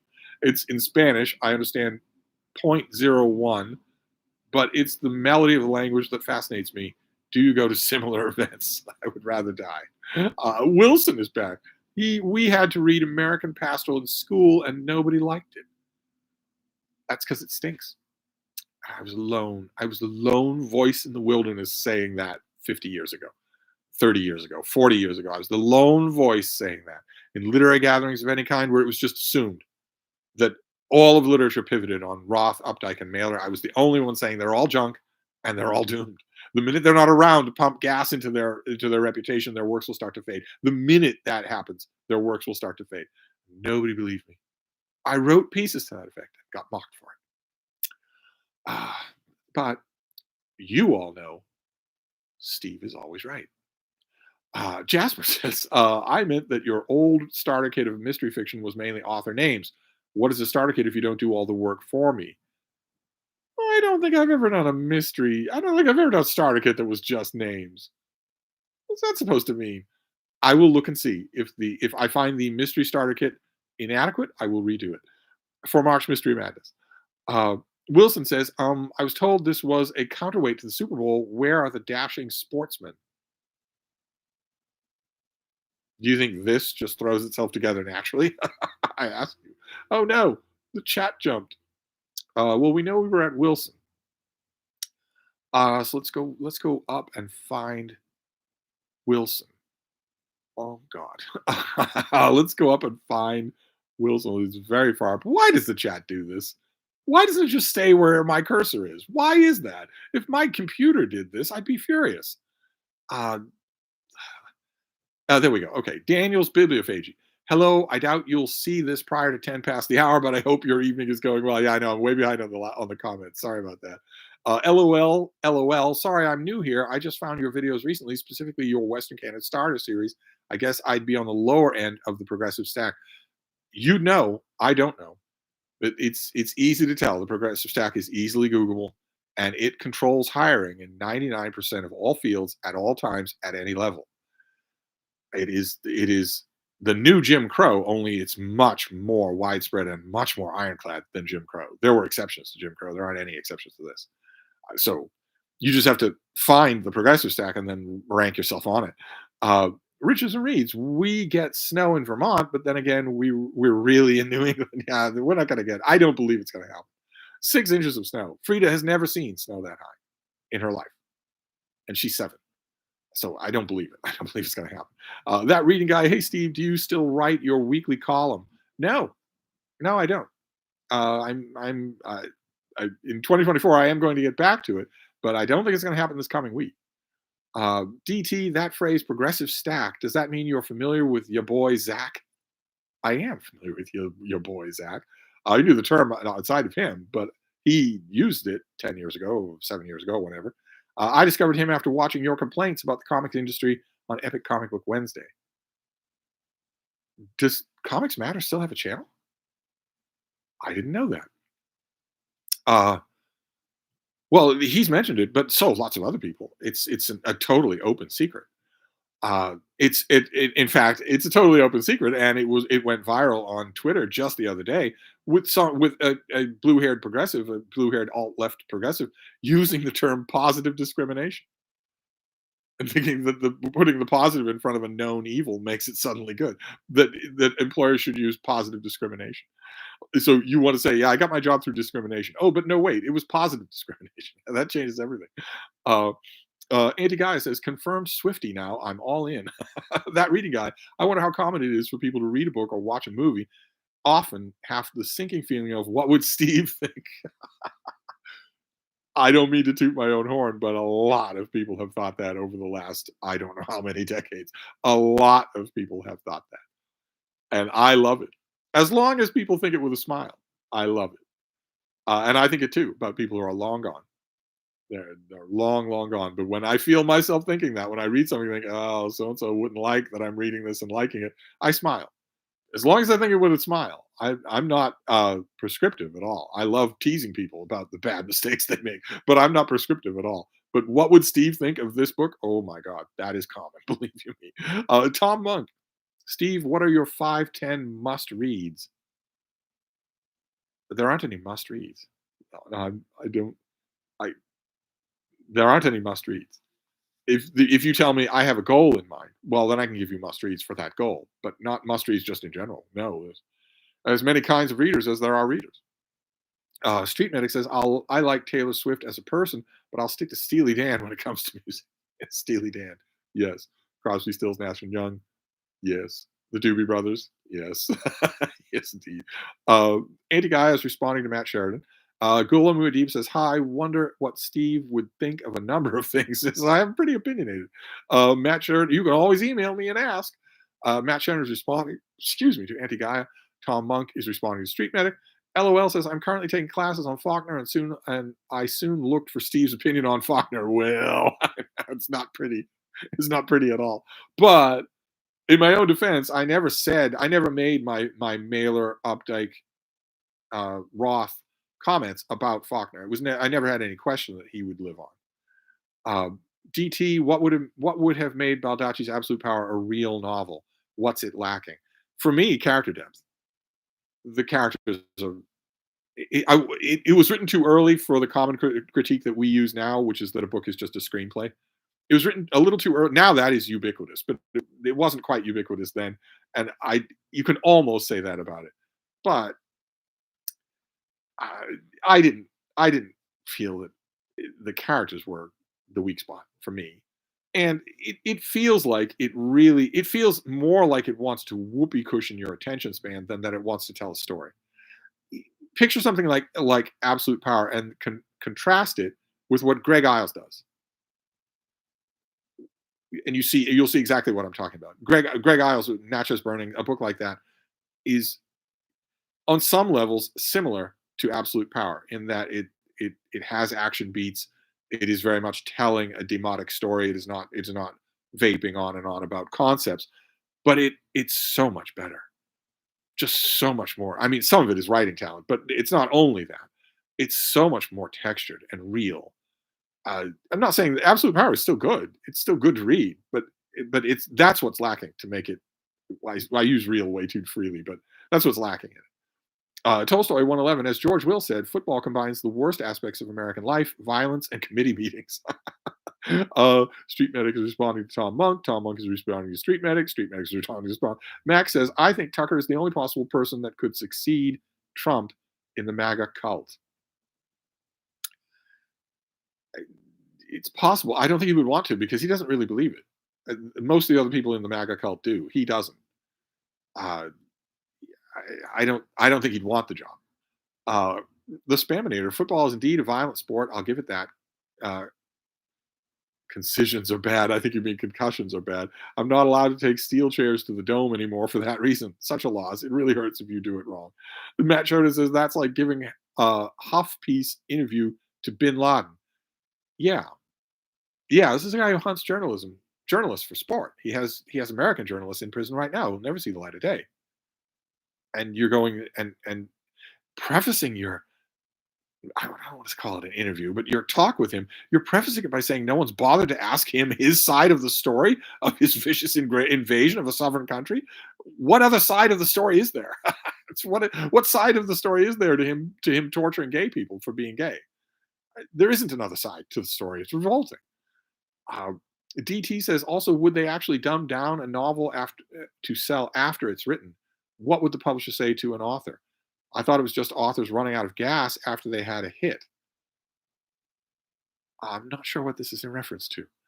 Uh, Tom Monk says, Steve, I couldn't be more with you on the current state of politics. Well, I haven't got into details on the current state of politics. I'm trying to keep this Stevestream happy. Jasper says fitness supplements are insane. I almost bought a pre-workout because everybody else had it, but they all have 1 billion milligrams of caffeine in them. 1 billion milligrams of caffeine, and keep in mind, all these people who all have these with Eric Abrams, David Lay, they all have their own pre. Keep in mind, they don't have any idea what they're selling, and they don't have any idea what's in it. And the companies that are making it for them using slave labor in China are lying on the label. They're just lying on the label. It's not like, I mean, I know David Lay promotes his by showing himself in a lab coat, but no one is examining this stuff. And if the FDA eventually gets around to one brand or another and says, this is 40% amphetamines, they'll just disappear. The company will just disappear and pop up somewhere else 6 months down the line with a slight rebranding, the same kind of product. The FDA has like 5 people working for it. They can't catch all these people. It's just one huge racket. If you need that much effort, if you need that many drugs just to get you to the gym, then just sit on your couch and vape and get fat. And don't bother with it. Uh, BK says Shogun miniseries on Hulu/FX begins at the end of the month. Will you live stream the premiere? I will not. Blue Star Galaxy, have you seen the videos of YouTuber Mindshift? Yes, I have. I was watching his videos when he wasn't the YouTuber Mindshift, when he was an actual booktuber. Michael Lombardo, next Tuesday, turnips. Hi, Steve. Max says, what do you think of Protestant writer Tim Keller? Do I know that name? I don't know that I do. That reading guy, shouldn't you save your volcano reading for Garb August if it is the worst book ever written? Well, it's not the worst book ever written anymore. A very wonderful, vivacious lady in New York City has that record now, but it is a natural choice for Garb August. I'm just eager. That's all. And there are plenty of other bad things we could read. Matt Sheridan, there was an older guy from the Prairie Light store named Paul. He used to be on their YouTube channel. I did not know that Prairie Lights had a YouTube channel. How interesting. I will have to make a note and go and subscribe. Tom Monk is responding to BK. Street Medic is responding to BK. Richardson reads 49ers 10 zip. We ain't missing anything. So the Stevestream is actually more entertaining than the Super Bowl. Dorothy Satterfield, would the volcano book you're contemplating qualify for Garb August? It certainly would. And now that people are saying that, I'm thinking maybe I should wait until Garb August to do it. Up Down says, isn't Atlas Shrugged the worst novel ever? No, it's bad. That's not the worst novel ever. J. Scott Phillips, since acres of books in Long Beach closed, we have nothing like the Brattle out here. Got to get back for another Brattle pilgrimage soon. It's waiting for you. Spring's right around the corner, unless we have a snowstorm. Max says, also, what do you think of Bishop Robert Barron? I'm not Catholic, but I love listening to his sermons. He is pretty good. If he's the guy I'm thinking of, he is pretty good. Nyland 2, best thumbnail in the history of YouTube. It is a pretty good thumbnail. It is. I couldn't let it down. Tim's Too Many Books. Speaking of your volcano book, didn't I see you review the Robert Harris book with the same subject? What do you mean by review? I don't review books on my channel. I've talked about it many, many times on my channel. Robert Harris book called Pompeii. I've talked about that many times. It's excellent, though. it's an excellent novel.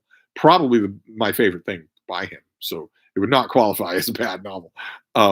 Street Medic, Steve, you should do a list of overrated overlong novels from the 60s and 70s like Airport or Hawaii. Are you calling Hawaii overrated? And when's the last time you read Airport? Airport's quite good. What are you talking about? Matt Sheridan, oh my word, RFK Jr. just had an ad during the Super Bowl commercials. Yeah, he still thinks he's in the race. I don't get it. I guess he's hoping for, the equivalent, the Democratic equivalent of the Magic Cheeseburger as well. Geo Craftsman says, is the manga about Buddha's life you talked about the one by Osamu Tezuka? I believe so. Mark has just seen the RFK thing as well. Jasper says, the only anime my mom likes is Death Note. I think it and manga have the widest appeal for Westerners. I really like Death Note. Chilled Kiwi. I don't know that. That bug scene in Jackson's Kong is still incredible. Yeah, it's kind of amazing. It's kind of amazing. It's a little bit ridiculous. I mean, the whole movie's a little bit ridiculous. But for Peter Jackson, the part where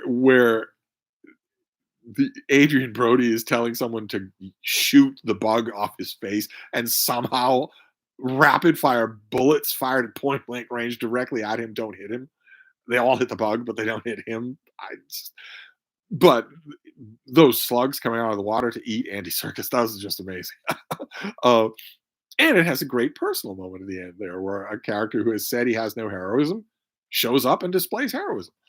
Lori, watching the game while Steve's streaming. Sorry, just saw a commercial. Yeah, RFK. He's apparently spent the big money on a Super Bowl commercial. All the talk shows will be about that tomorrow. Anti Guy says, I can't. What kind of sadistic school board would assign American Pastoral to read? I went into the experience voluntarily, and it almost drove me insane. Well, once upon a time, school boards wanted to be hip and cool. Uh, Richard reads, football fans dress up just like cosplay folk. How would you know what cosplay folk dress up as? The Spaminator, did someone set off an EMP? Not me, I promise. The stream keeps lagging. Does it really? It's looking fine to me. I ordinarily see those problems. I'm not seeing anything like that here. Mac, what did you think of Barry Lyndon? It's enjoyable and plenty of it's enjoyed by plenty of film bros, but I thought it was a really enjoyable movie. I've never seen a film bro who liked it, and I don't believe any of them have ever watched it to the end. They like the director. They don't care about the movie at all. I don't think. Uh, Street Medic says, my wife and daughter go to the cons and dress up as their favorite manga and anime characters. So I know someone who does that. He does a really good job. Tom Monk, Steve, and the cosplay things, a big deal of that is to make your own costume, right?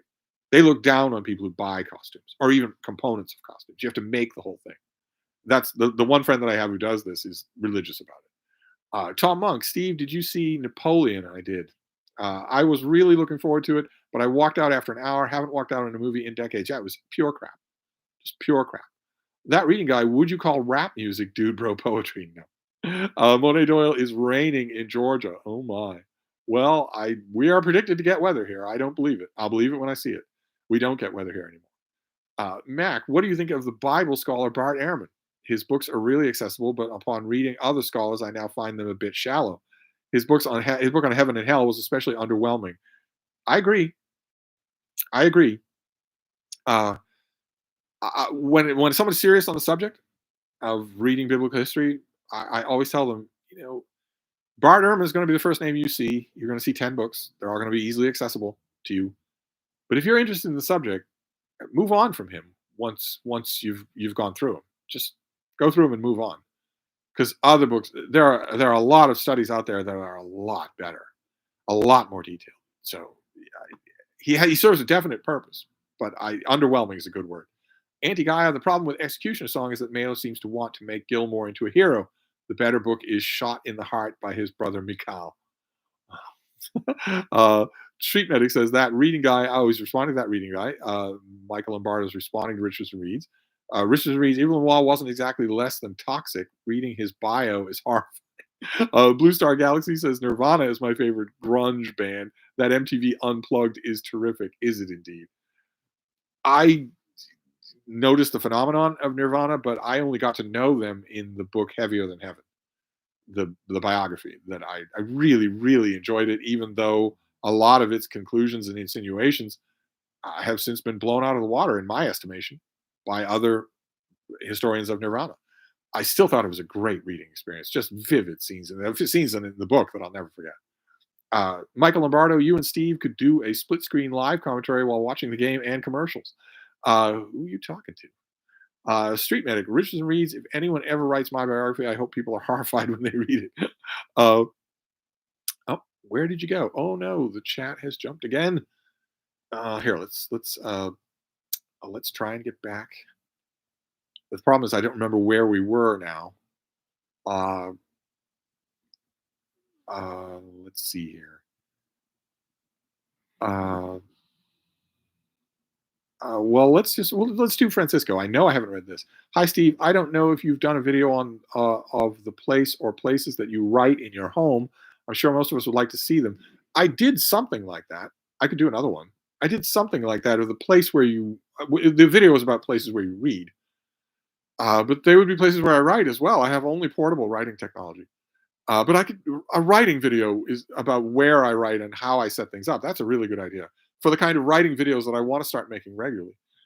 Trip says the only RFK ads that should have is for cough drops. Tolstoy 111. Your comment about Updike, Roth, and Mailer said it reminded me of a comment on why American composer William Schumann is hardly played anymore. Now that he's dead, he's easier to say no to. Hmm. Tim's Too Many Books. The only two Philip Roth books I own are Portnoy's Complaint and The Human Stain. There's something I enjoy about seeing them next to each other on the shelf. Jasper, what do you think of Biden not doing a Super Bowl address? The press made a big deal about it. To be honest, I've never seen one or heard anybody talk about one. He should have done it. I don't know what is going through his head when it comes to the public facing aspect of anything he's doing. He's not a terror in the boardroom. He's got to have people telling him, you have got to talk more. I know part of what's going on in his head is that he's thinking, look, I'm not that kind of person. I want my deeds to speak for themselves. I'll buckle down and get work done, and that'll speak for itself. But that's not how this is played. You got to do the highest profile interview in the world. You got to talk with people. You got to go out on the stump and talk more about what you're doing for ordinary people. You got to make your own case. Americans aren't paying enough attention to make it for you. Uh, anyway, that you might not have heard of it, but that would be 5 million people who would be listening to this guy. And when he doesn't do it, especially in the wake of that stupid addendum to the special counsel's report, everybody's going to think the reason he's not doing it is because he can't do it. It's the inference that everyone is going to draw from that. His answer to that should have been yes. Anyway, I'm not his advisor. Aaron says, speaking of whether books/authors will be forgotten, John McWhorter says that books which are popular, written for kids, and taught in schools are most likely to be canonized. Your thoughts? He's absolutely right about this and many other things. He's absolutely right. Those are the ways that books get immortalized. Jasper Antonelli says, also, I do find myself involuntarily thinking about what you might think when I'm reading a book or watching a movie. Well, good. Nothing wrong with that. Nothing wrong with me living in your head rent free, as the kids say. That reading guy, would you consider affirmative action positive discrimination? I don't know if that question is trying to get me in trouble. Affirmative action was designed specifically to give meritocracy a fair footing. The idea behind affirmative action was we do want all jobs to be filled according to merit, the best person for the job. And what we're saying with these programs, these affirmative action programs, as they were originally intended, is the only way that's going to work is if everyone's on the same footing. You won't ever see the best qualified person for the job if the playing field is uneven. So the playing field needs to be even, and then let the best person win. That's not what positive discrimination was in the post that went viral. The post that went viral was saying find the best qualified person for the job and don't hire them unless they meet external characteristics of immutable qualities. Don't hire them if they have white skin, even if they are the best person for the job, even if you're sure that the playing field is even. Don't do it. Basically, that's what it meant. Don't hire white people. That's not the same thing. No. Ed Wiley says, I abandoned Cape Comics a long time ago. The alternative market of artists like Charles Burns and Daniel Close is much more fun and creatively alive. A starter kit. Well, a starter kit I would have to agree with you. And I don't agree with that they are creatively alive all that much. They are better than what you condescendingly call Cape Comics, but only because Cape Comics are so bad right now, not because they always have been. Michael Lombardo says Supertramp with an exclamation point. I agree completely. Matt Sheridan, we're reading Faulkner at the end of the semester, and I'm dreading it. You're not going to like it. I doubt you're going to like it. JCP, Steve, what do you think of the book Under the Volcano by Malcolm Lowry? It has its moments. That reading guy, why do you think the Hemingway has survived while many better female writers of the same era are now forgotten? Largely on the strength of The Old Man and the Sea, because it's short. To get back to that John McWhorter quote earlier on, it's short, so it's taught. And in a 30-person class in PS 104 that all have to read The Old Man and the Sea, in that 30-person class, 3 of those people are going to go on to teach that class. And they're going to teach that book. It's just a generational thing. Trip, what do you think the Chiefs should do to stop the 49ers run game? They should all watch this Stevestream. Jenny Park says, I need to go drool on my pillow. I have an exciting week off work involving lots of reading and dog sitting my best friend's gorgeous German Shepherd. My will is weak anytime she wants something. As well it should be. As well it should be. If you're talking about the German Shepherd and not your friend, the German Shepherd you should pamper extraordinarily. Extraordinarily. In 10 years, the German Shepherd will be gone.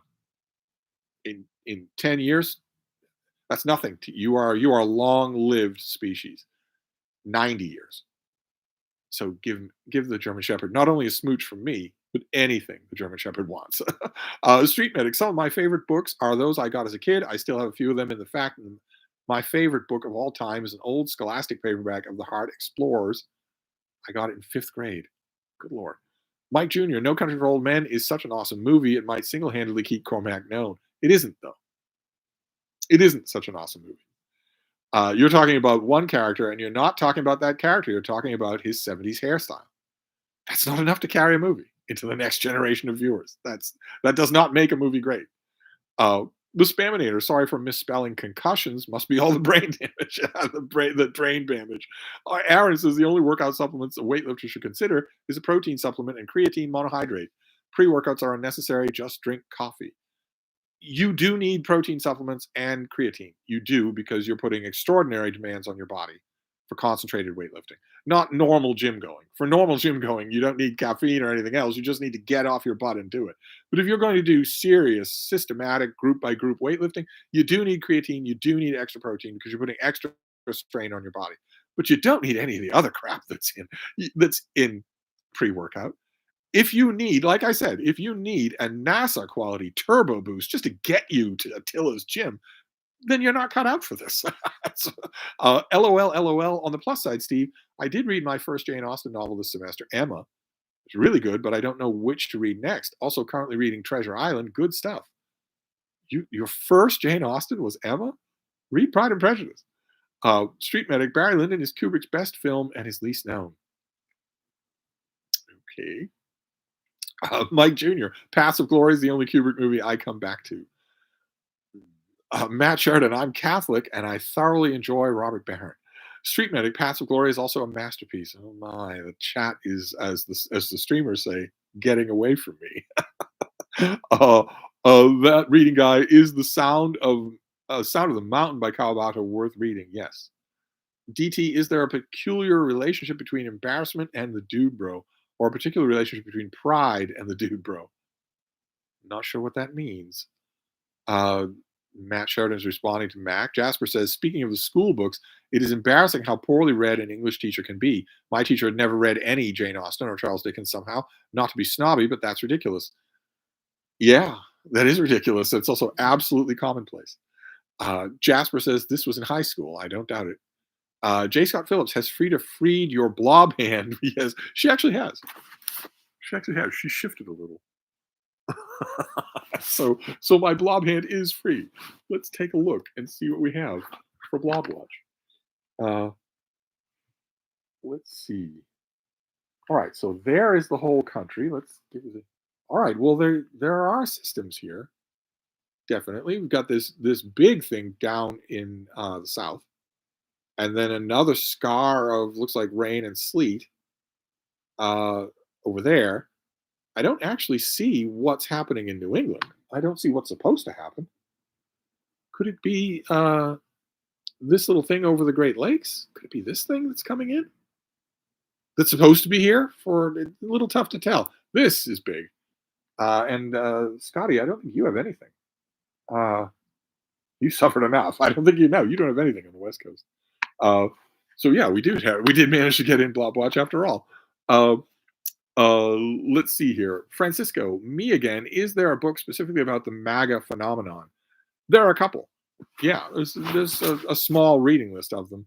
There was one just recently. Oh, what was the name of it? Oh man, it was in last week's New York Times book review. I don't think I have it near me. No, I don't. There have been a couple. Most of them are kind of gonzo. Hey, I was on the road. I saw these people in weird hats with flags on their trucks and whatnot. The definitive study, of course, has not been written. And it won't be written by an American.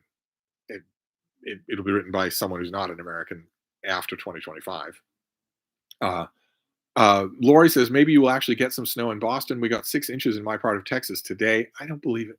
I believe you, but I don't believe Boston will get snow. No way. Although it is making me think about the week. Because if Boston does get snow on Tuesday, then that means tomorrow should be my day to get things done. Tomorrow should be my day to go out and do things. I hadn't planned on that. I sort of planned against that. So if that is true, anyway. Uh, Balin321 says, speaking about Dude Bro, do you know how much about Warhammer 40K? Are you looking forward to the Henry Cavill Warhammer 40K series? I know a bit about Warhammer. Yeah.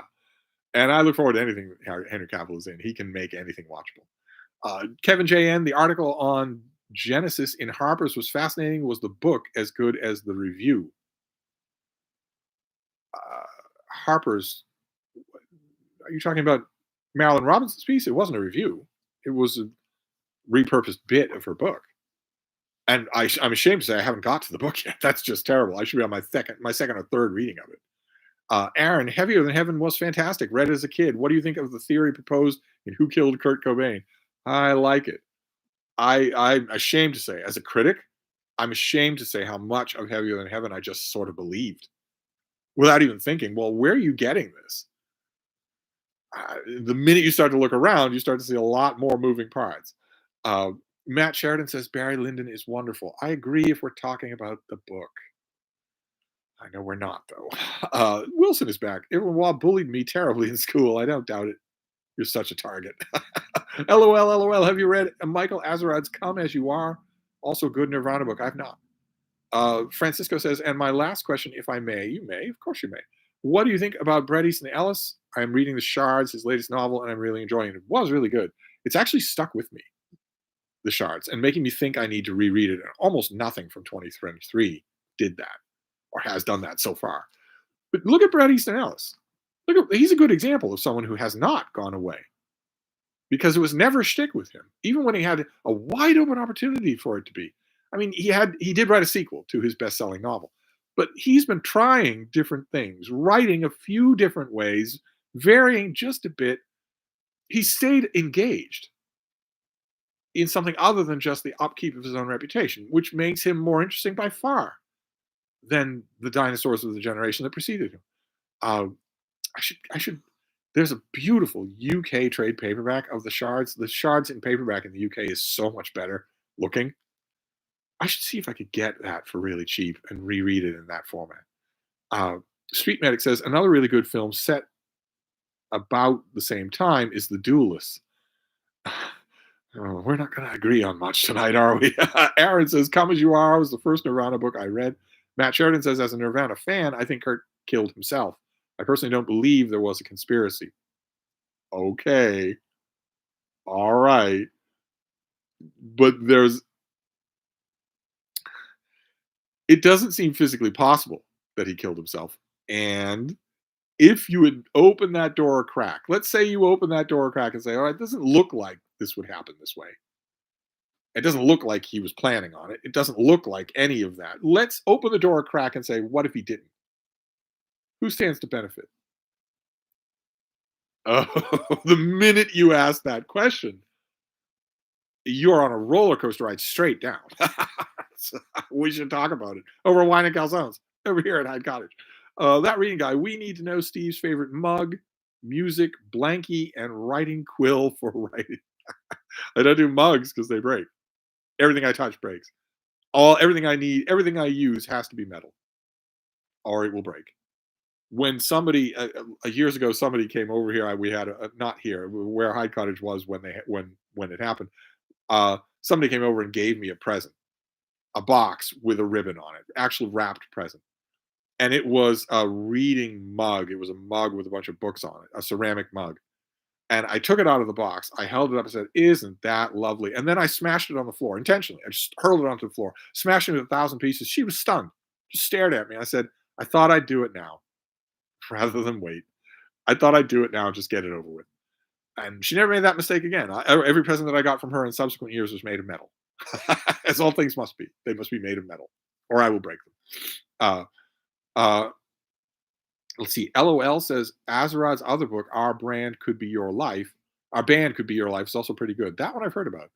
Matt Sheridan, Biden needs also to address his accomplishments. He's passed such great legislation that people are not aware of it. No, they're banking on it. They still don't know about it. They don't know he's responsible for it. It's I don't get it. I'm not an advisor of his, but I don't get it. I don't understand why you're not a senator for 40 years without having instincts. I don't know why his instincts seem to have abandoned him, unless the obvious reason why they have abandoned him is true. Uh, uh, Aaron says, "Who killed Kurt had me convinced for a while as a teen, especially considering the detail that the door of the room was locked from the outside, and Cobain would have needed to use his toe to pull the trigger." Is what I'm sure how you're going to finish that. It's the details of the suicide don't look possible to me. And when I talk about conspiracy theories, I always mention, where are the hooks? Does it have a hook? When you're looking as a normal, sane person, when you're not a conspiracy theorist, when you're looking over the broad texture of the whole of the general contention, what do you snag on? Where are the hooks? The hooks won't necessarily mean that any conspiracy theory is true, but they mean there's something to think about there. The hook is a legitimate question. And there are legitimate questions about this. And the method of the suicide is the very first thing. That's the very first question you have to ask is, could the person do it? Uh, anyway, Aaron says, of course, I can't verify those details about Cobain's suicide independently. They're about as verifiable as they can get. We have a lot of primary information here, including police information.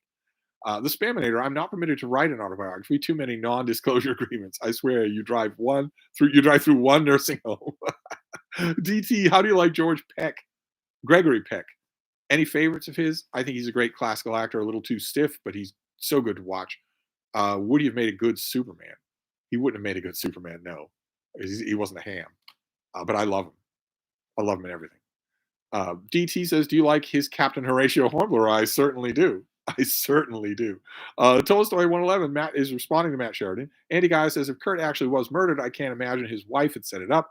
Her speech at that mournful gathering of fans especially convinces me she had nothing to do with it. She's a terrible actress.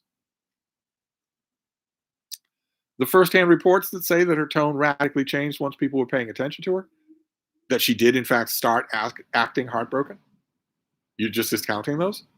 Also, her status as a squintillionaire. So, again, the question number one is, if we're talking about a suicide, could the person have done the crime? Could they have done it themselves, physically? I think the answer with Kurt Cobain is clearly no.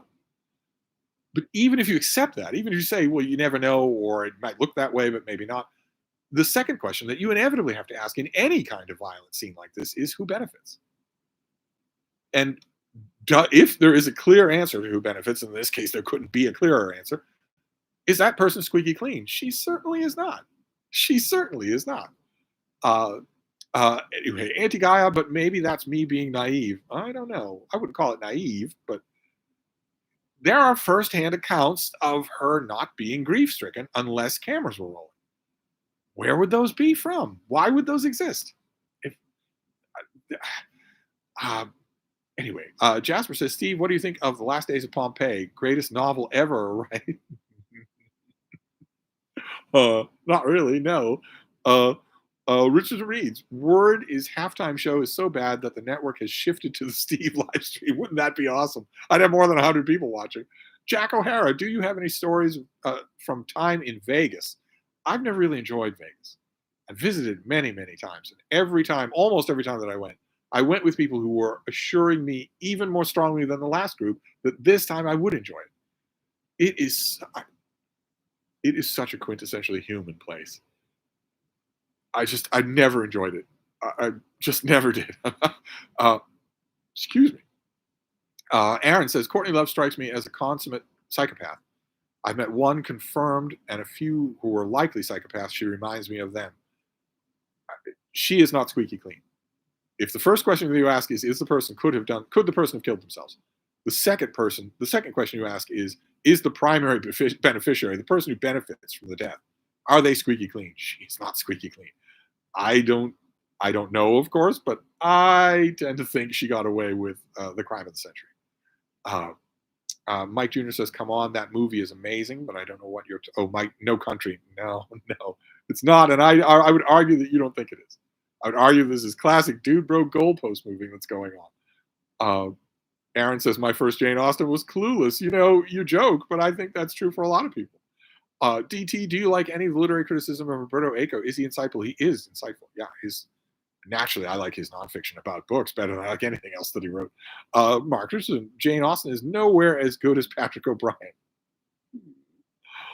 Jane Austen's brother would have agreed. Jasper says the weirdest book I read as a kid that imprinted on me was A.E. Rollvag's Giants in the Earth. I'm not sure how it will hold up to a reread. It's due for a translation, a new translation with annotations. But why would you read that as a kid? Aaron says, speaking of bad teachers, oh wait, where'd you go?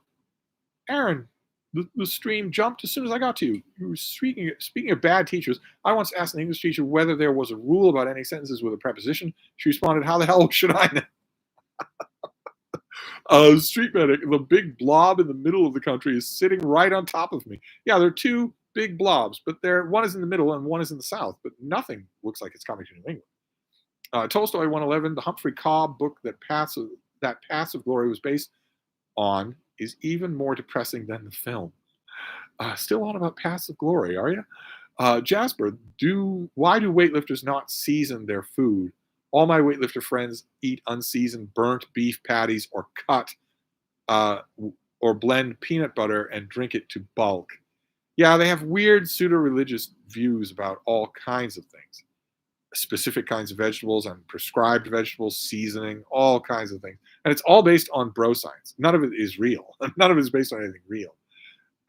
When you scratch the surface of people who've made weightlifting a center of their life, people who have that watch list on YouTube, and you get all sorts of religious beliefs, basically, that don't have anything to do with lifting science. I know this for a fact because back in the day, I had a crew of teenage weightlifter boys who were my crew. They were my people, and I spent a lot of time with them. Almost every day, we hung out for some amount of time. I learned a lot about their world and fixed a lot. There was a lot of stuff I had to go in and fix. Aaron says, for a good MAGA book, check out The World of the John Birch Society by Malloy. That reading guy, I'm training to be an English teacher, and I am shocked how little English teachers do for reading. Somehow they got by reading literary theory and the new progressive stack canon in their undergrad. They aren't tested on much. And the new candidates for teaching positions that are on the progressive stack are not tested at all. Because if you test them, you will be fired, you will be censured, you will not be able to bag groceries, you and your family will starve to death, and everyone knows that. So, Street Medic, whoever writes the definitive MAGA book should be well grounded in abnormal psychology. Yeah, they won't obviously be American. I myself believe that it won't be allowed after 2025. So it'll have to be a historian working from outside the country. I said the neighborhood was quiet. That's a siren. Tolstoy 111 is back to Kubrick's Barry Lyndon. God help us. Jasper Antonelli, Nirvana enjoyment is mostly nostalgia. I fear I can't listen to them anymore. Well, that might be because they stink. Jasper says Barry Lyndon is a snooze fest. Thank God. Okay. Spaminator, someone mentioned The Duelist earlier. This Ridley Scott movie as the most realistic sword duels I've ever seen. Okay. I might have opened the door myself at some point along the line here. It's been 2 hours. Michael Lombardo, I've noticed at my library the Michael Crichton shelf is all 5 books. Wonder how long it'll take for the James Patterson, Daniel Steele, Noah Roberts, Wallow books to pare down to such levels. Yeah. Well, Patterson, I don't know. Daniel Steele will disappear the minute she's dead. I would think she'll start to disappear. J. Scott Phillips, what do you think about The Power Broker? I love it. It's a touchy subject for me to think about in reality because it affected me, but the book is fantastic. Tolstoy 111, Steve, I bet you agree with this comment about Dr. Strangelove. Wise ass sophomoric wit dated to 1963. I think Dr. Strangelove is genius.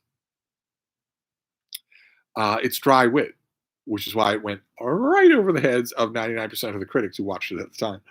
Street Medic, unfortunately, I've seen a lot of suicides, and you would be amazed at how creative they can be. So while I can't dismiss conspiracies, my experience makes me suspicious of them. Well, yes, but how creative can you be if you have enough drugs inside you to floor an elephant? How are you even able to move if you've got that much drugs inside you? Much less be creative, much less think, well, the ballistics here and the angle there. according to the toxicology report, he wouldn't have been able to move. He wouldn't have been able to do anything. It looks a lot like the amount of drugs you would administer if you wanted to make sure the person wasn't going to move. It's what it looks like. That's all. LOL says, "Do you like Flannery O'Connor?" I love Flannery O'Connor. Wise Blood is next on my school non-school related reading list. It's fantastic. I love Flannery O'Connor. Jasper says, "What do you think of Cobain's supposed suicide note? Better to burn out than to fade away." I don't believe it for a minute. I don't believe it for a minute.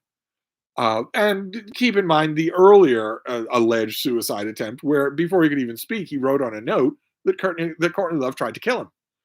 I, it's, it looks really complicated to me. It does not look like, oh, come on, this was obviously a suicide. Uh, Matt Sheridan says, "Do you think Nick Cage would have made a good Superman?" No, no, you can't play Superman as a bit. DT says, "Do you have a quadratic equation for movies versus film bros?" No, I don't. Should I? DT, how do you explain my like for Luc Besson's lean, offbeat, fun movies, but not liking a lot of other French movies? I don't know. I don't know how I would explain that. I would need to know you better. All of you need to come over here for wine and calzones. That's the only way. uh, wait, chat jumped as soon as I mentioned everybody coming over here. Anti Guy says, "Flannery is amazing. Please read her bio by Brad Gooch as well." I second that recommendation. Matt Sheridan, "Nirvana will always bring enjoyment." Okay. Matt Groves, is there a rule about ending with prepositions? Not that I know of. LOL is responding to Anti Gaia. The Spaminator, and yes, No Country for Old Men is a great movie. The book sucked, but the film is really entertaining and well acted. The book just made me want to watch the movie again. Well, I have to agree to disagree. When you say that it is a great movie, I'm thinking maybe you did take a few metal chairs to the head, too many. Matt Sheridan, I agree with the Spaminator. Okay, that's great. Not allowed to. Aaron, the food for good information on lifting slash fitness slash diet, watch Mike Israetel, Jeff Nippard, or Good Dose of Drama, Lyle McDonald. Jeff Nippard? I really?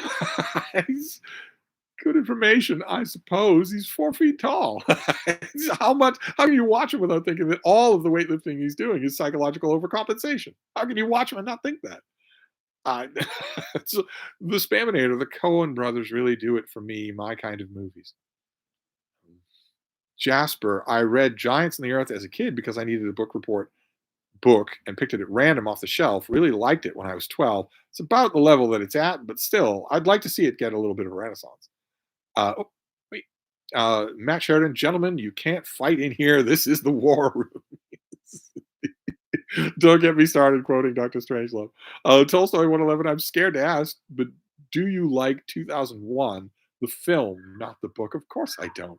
You're, you're not supposed to like 2001. You're not supposed to like it. You're supposed to pretend to like it. Matt Sheridan, Kurt's body had become so tolerant of the drugs, the circumstances may be improbable, but not impossible. Oh, come on. I realize he built up a superhuman tolerance, and I realize that if you were planning on blowing your own head off, you would give yourself just that kind of a massive bomb of a hit if you were a little bit cowardly, which anybody would be when they're thinking in that moment. But still, all right, it's not impossible. Uh, Aaron says, "Bear in mind when Cobain died, he had just sobered up in rehab, escaped from rehab, and died with multiple level lethal dose of heroin in his blood, with no one anywhere in his life having received any impression that anything like this was on his mind. Just the opposite." Okay, I'm thinking that the game is out. Is that right? We're getting sirens now, so I'm assuming that there are fights and injuries. So has the Super Bowl ended? Uh, Jasper says Mike Israetel is good, but he has a mountain of steroids in him, 5'2" and 300 pounds of muscle. I lose patience with watching channels about lifting science or even bro science when the person didn't use any of this stuff to get where they are. That's what the whole Jersey Juice Boys scandal was that one by one they all went on, except for David Lade. One by one they all went on camera and admitted that they didn't, that all the videos they were making about themselves, getting up at 4 in the morning, it's a rough job, just a kind of gritty warrior, got to grind it out to copyright free rap music. But all that was false. That they used drugs to get where they were, chemicals to get the results that they did. So far in that entire group, David Lade's the only one who hasn't confessed that none of them were natural, that it was all false. And that's the thing that bothers me about watching this content is that they're going on and on about all these things that you can do, all this bro science that you can do when they're ignoring all of it. They don't care. They got there only in one way. Uh, LOL, LOL. Oh wait, where'd you go? Where did you go? Uh, as an English lit major, I will say I am not well read or even widely read, but I feel determined to change both of those things, even if it doesn't help me get a job or whatever. Well, you should change both of those things anyway. Uh, well read and widely read. You'll love your life so much better if you are both of those things.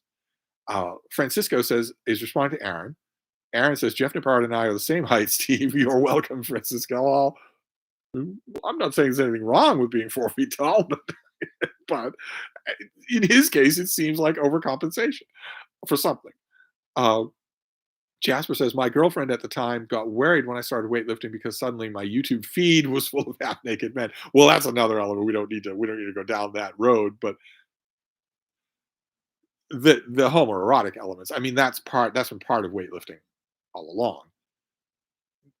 The homoerotic elements are completely unavoidable. I mean, you've got especially the bro weightlifting thing where they all want to be YouTube stars, where they're lovingly filming each other in the gym. While do 5 reps and then take 20,000 pictures.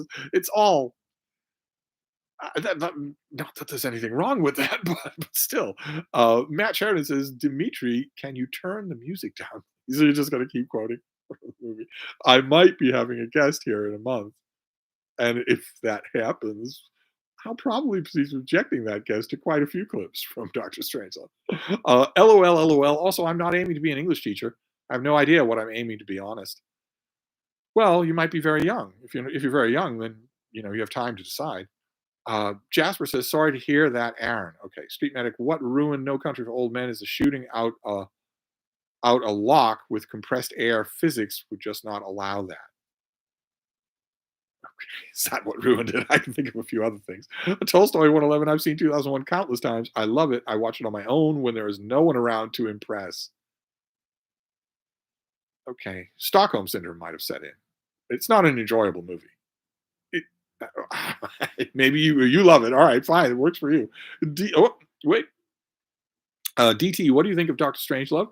It's so much fun at the scene level when it's taking a whack at the military-industrial complex. It is. It's quite good. Anti-Guy, as far as the Coens, their film that the online MAGA trolls just love is A Serious Man, especially those of the Kanye variety. That reading guy, are there any movies in 2024 that you are looking forward to? There's only one that I'm paying any attention to at all. There's only one that I'm watching Kingdom of the Planet of the Apes over and over and over again. I'm not paying attention to anything else. I have screeners for a whole bunch of other things. I don't watch them. I don't watch them at all. I just rewatch Kingdom of the Planet of the Apes. Jasper says, Aaron says that he is a proud manlet. I did not know that was the term. Mike Israel talks openly about his steroid use. Steroids help, but their most beneficial effect is that they allow you to do more work than without. No, I don't agree. I don't agree that that's their most beneficial effect. That's their most beneficial effect if you're behind the scenes just using, to get results in the gym. Their most beneficial effect if you're filming what you do is to lie to your viewers.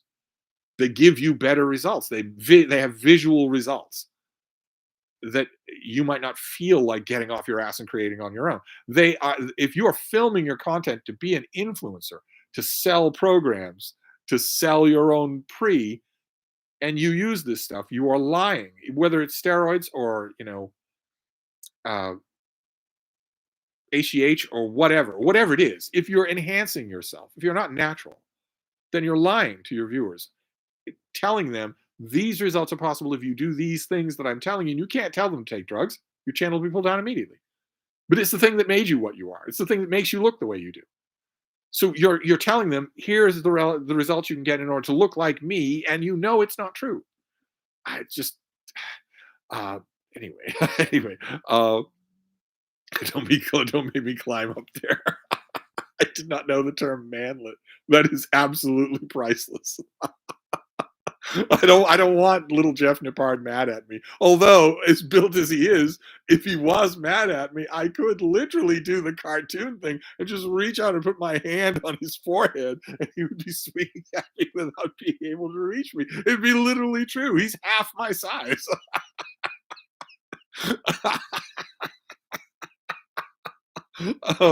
Uh, Balin 321. According to the OECB, Dutch high schoolers are the second worst readers in Europe Union, down significantly from 2000. Oh, I didn't know that. That is bad. Jasper says, Steve, have you seen Sam Sulek? The grotesquely muscular 21-year-old freak show. He seems nice, but he so obviously has massive body dysmorphia. It wasn't weights, it would be anorexia. Yeah, I have seen him, and I've seen a lot of the commentary about him, and a lot of people are making commentary about him just chuckling, and he chuckles himself. He's going to be dead at 35. I don't think there's anything funny about that. His pancreas, his heart, he's he's going to be dead at 35. That's tragic. Choco is saying, hi, Steve and Freda. Freda's right here. She's moved a little. She's over there now. Uh, Street Medic Slim Pickens ride is one of the greatest scenes in film history. It is it's certainly the greatest scene in that movie. It is an immortal scene. Everybody should know that, even if they don't know anything else. Matt Sheridan, is the new Apes film brilliant, or is it so bad that it's good? You're going to have to wait for Michael K. Vaughn is the ape expert on BookTube. I loved it. Absolutely loved it. I don't know if it's brilliant or so bad it's good. I honestly don't know. But I loved it. I cannot stop watching it. I have lots of other screeners for stuff that I should watch, and I'm just not bothering to do it. I'm just not bothering to do it. That reading guy, how much worse will Dune 2 be compared to the first movie? It'll be worse because it'll be more portentous because now the director knows that everyone has told the director that he is Jesus Christ farting flowers. See, they've told him he's the greatest thing in the world. And the star already thought that about himself. So it'll be worse because he'll be aware of that. This is not the Peter Jackson movies that are all filmed at the same time. This one is filmed in the shadow of the first part. Uh, uh, let's see here. Anti Guy says, I'm green with envy that you have the screener of the new Apes movie. Well, I have a lot of screeners that I haven't got to because I'm just ignoring them for that. I think I have a superhero screener. I'm wondering now, because of this chat, I'm wondering if it is the Wolverine movie, or the Deadpool movie. I should check that, but I know I won't watch it. I know that I'll just put on Kingdom of the Planet of the Apes again. Street Medic, when it comes to Dune, just stick to the book. Jasper Antonelli, oh, wait, where'd you go? No, I know it's heresy, but we really do have to think about wrapping this up. Yeah, but even if Mike Israetel admits steroids are bad, it doesn't change he knew enough to know it was bad. He has a PhD. His physique implicitly promotes steroids. He even gives advice for users. Anybody knows that steroids are bad. You don't need a PhD for that. He's lying. He talks about openly about steroids, but they're really, really bad for you. There's no healthy way to use them. There's no tips for users. It's really, really bad for you. He can give all the advice that he wants, but the implicit nature of what he's doing is to say it's worth it, and it's not. It's absolutely not. It's irresponsible. Absolutely irresponsible. He ought to be pulled off the air for doing it. For impressionable 14-year-old kid, I, Balin 321. Did you see Masters of the Air? I liked it, but it doesn't compare to Band of Brothers, and especially the Pacific. I don't think I've seen Masters of the Air. It rings a bell. It might be a screener that I have. Jasper says, although your comment about the Pacific is interesting. Are you one of the only people who liked the Pacific? I actually like a lot of it, but I get flack so much from that. People saying that it not only is not as good as Band of Brothers, of course, nothing is as good as Band of Brothers, but that it's not good at all. I don't think it's not good at all. Jasper says Jeff Nippard is definitely on steroids too. He is so annoying. Yeah, I don't know. He seems it to me. I don't think it's hard to tell myself, especially if you're doing a large cycle of heavy duty gear. I think it shows in the shoulders right away. Before it shows anywhere else, I think it shows there. And then you look at all these people are narcissists who've been on YouTube since they had a camera. Before they made weightlifting channels, they made other kinds of channels. You go to those other kinds of channels, they're in the throes of puberty and they don't have any acne. And then so all of a sudden at age 18, when they're getting bulbous shoulders, they're suddenly covered in acne. Of course, they're taking steroids. Uh, uh, LOLO says, "How do you choose what you're going to read next?" It's two tiered. On the one hand, I have so-called workbooks. I don't know if you. I don't recognize your name, LOL. So I'm not sure if you're new to my channel, but I'm a critic. I'm a professional critic. So I have a whole bunch of new releases in the American book market that I read. Something like this. Um, that this is a huge thing, and it's a lot of stuff to take in. So I have to work on it. Or a big fat new collection of the poetry of Delmore Schwartz, where I have to work. I have to absorb it. I have to know about it to write about it. That that kind of selection process solves itself largely because I'm going to prioritize books that need a reread right away, things that are coming up right away, and then I will that side of it will also feature larger stuff from down the line. This is for April, but it's big and complex and requires a lot of time spent.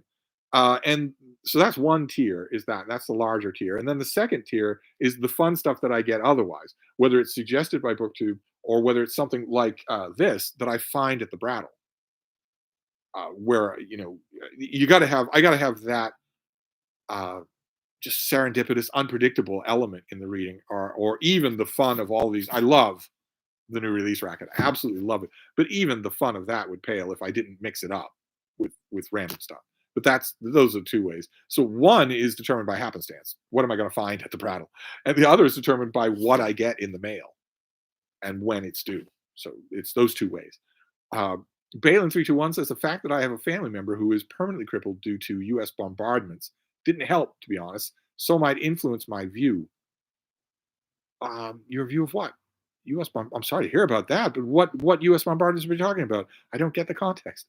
Jasper says Sam gets out of breath just talking, despite doing cardio every day. He will be dead before 30. It just kills me what these people think of cardio. I watch them all the time. They get on a bike at the gym, whether they're on Instagram. There are a whole bunch of Instagram models who smoke constantly when they're not on camera, and yet they like to picture themselves doing cardio when it's ridiculous.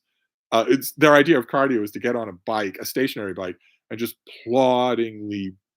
They're moving, they're weightlifting with their legs. It's not cardio. They're not stressing their lungs, and for good reason. They know exactly what would happen if they did stress their lungs. They would turn purple and start to cough up blood. So they don't do it. They just don't do it. It's not what they're doing is weightlifting for the legs. It's not cardio. Uh, Matt Sheridan says, "What about the Liver King? I cannot stand that guy. Not sure I know the name." Matt Sheridan, I love the Matt Reeves 8 films. So do I. That reading guy, what will you be reading tonight? I'm going to do a little bit more reading in the letters of Emily Dickinson. I'm reading my way through this Tolkien set that I got. So this is Book of Lost Tales Part 1, and I'm really digging into what the Book of Lost Tales is. What it's a feast for Tolkien fanatics. But I guess when I've been reading this one, Part 1, and then I'll go on to Part 2, I've been wondering, is there any way that a non-Tolkien fanatic would understand even a tenth of what's going on here? And I don't know that it is. I think it's just a feast for fans. And then I'm going through this. I'm reading some criticism. I'm reading Peter Ackroyd's big collection of his work. Uh, and then there was one other thing. What was it? I'm not seeing it. I think it might be an ebook, but I've got a big bunch of stuff to do tonight. I'm going to indulge myself in a Stevestream. I'm going to indulge myself in a lot of reading, and then tomorrow I've got to start portioning work. I've got to start apportioning this work, this deadline task. That's the end of the week. I've got to start doing that first thing tomorrow morning. Sean says, "Wait, where'd you go, Sean? I don't think I've seen you here in the chat." Steve, not religious here, but loving your read-alongs of the New Testament. Yeah, that's very nice. I'm loving the response that I'm getting. First time going through this, the last couple of chapters of Mark, where Jesus crying out to God, were heartbreaking. Yes, yes. And when you read it just the way we're reading it, we're not attacking anybody's religion, but we're reading this just as a literary text.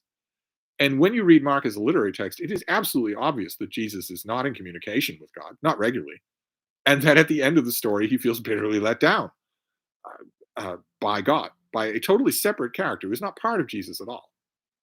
Uh, and I want to continue with Matthew. I don't know what I'm going to do about videos in this coming week.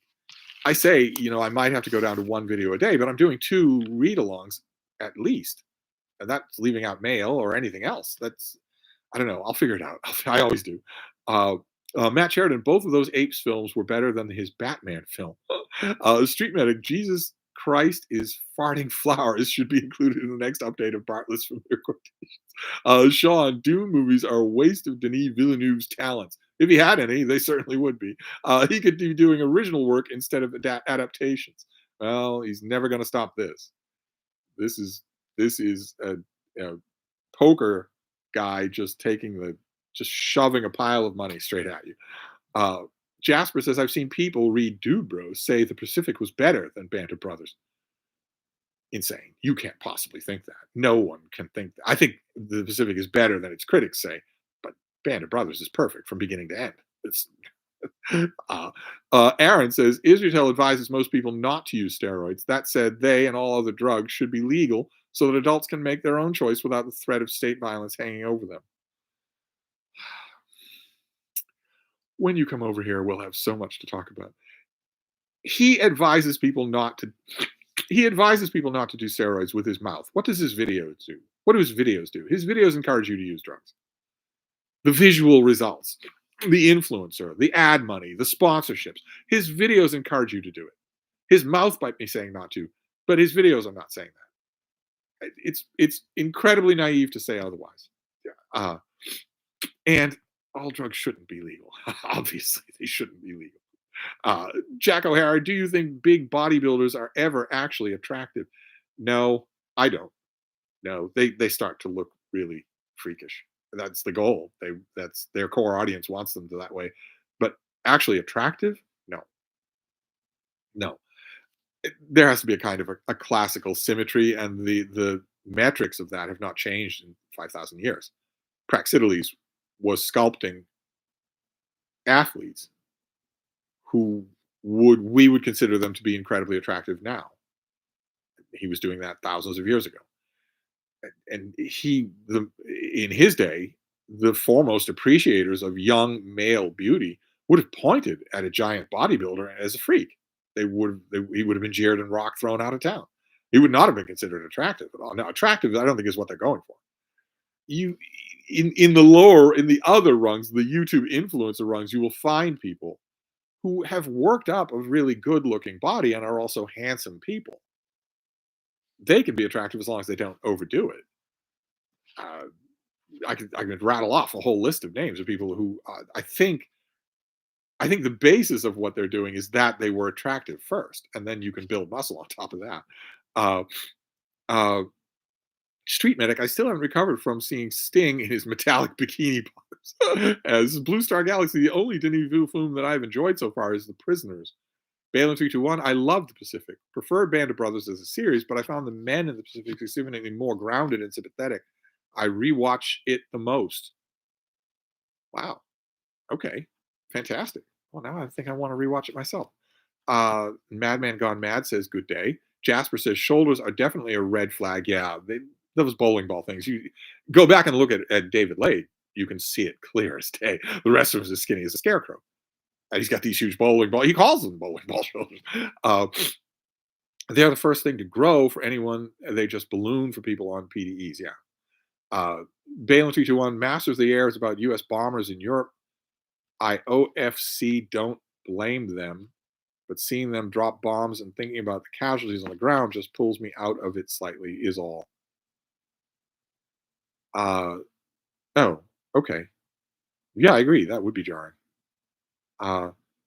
Anti-Gaia says bodybuilders consume ridiculous amounts of protein as well. That can't be good for your kidneys. Your kidneys and you have to strain all that stuff.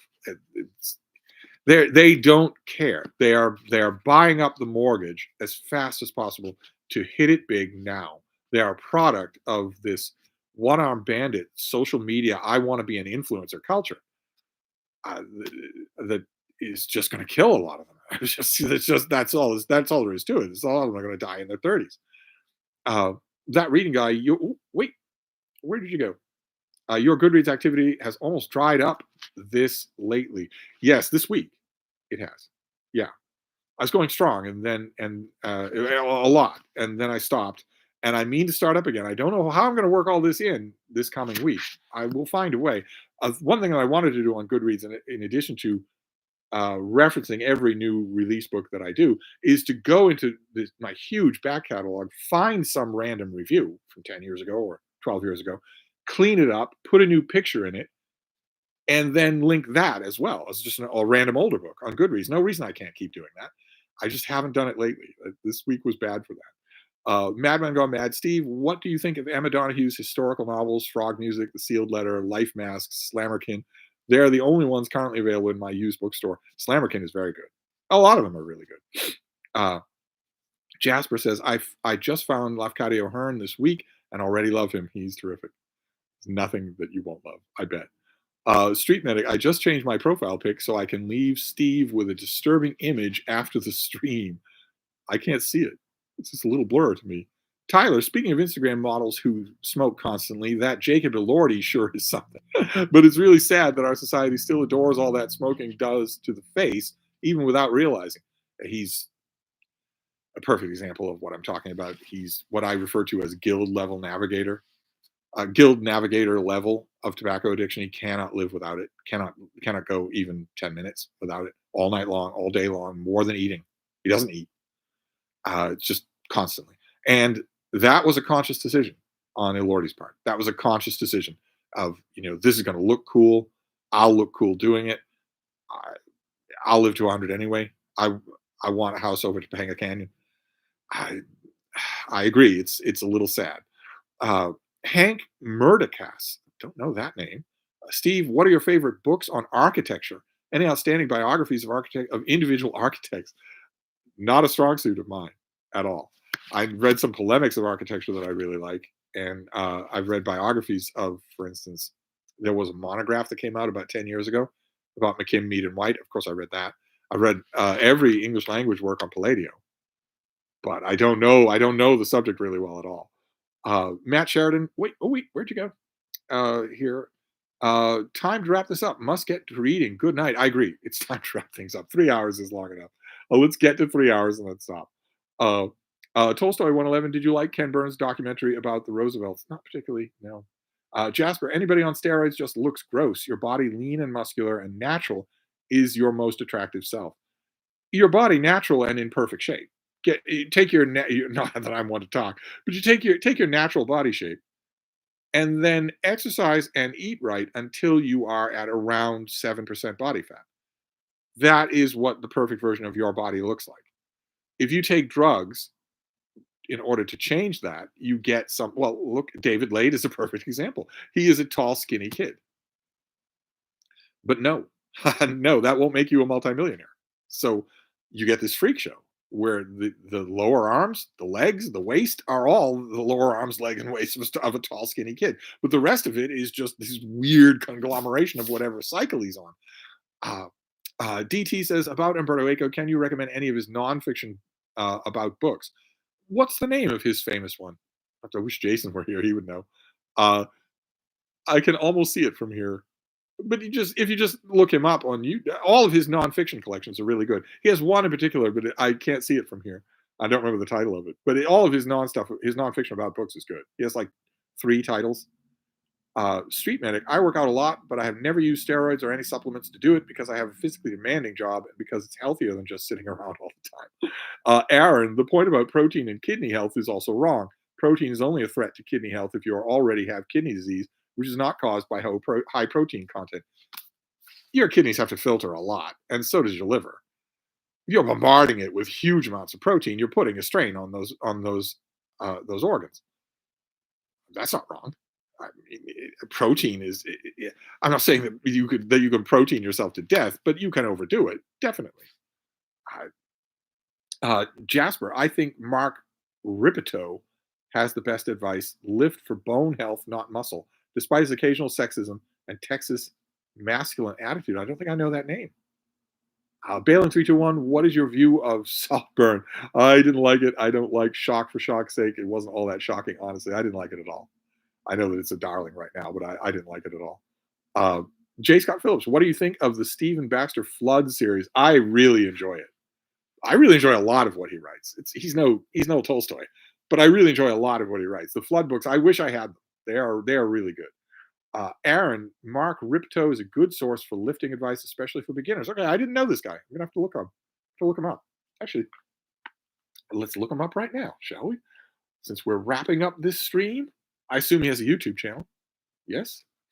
Uh, let's look him up and see. Let's do some totally shallow. There he is. The first one. Oh my, he's 100 years old. Goodness gracious. Okay.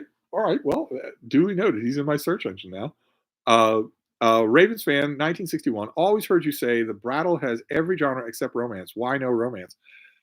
It's an old decision.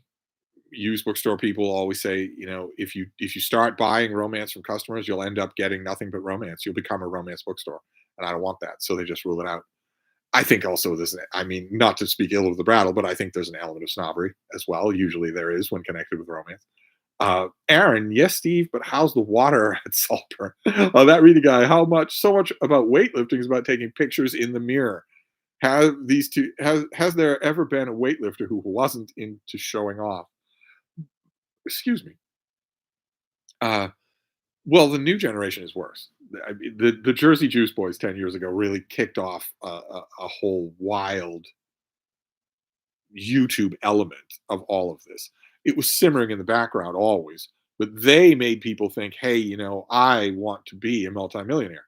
I want to be David Lade. I want to have an enormous amount of money and be this kind of lifting icon. And I'll do whatever it takes to do that. I want to be part of this freakish friend group.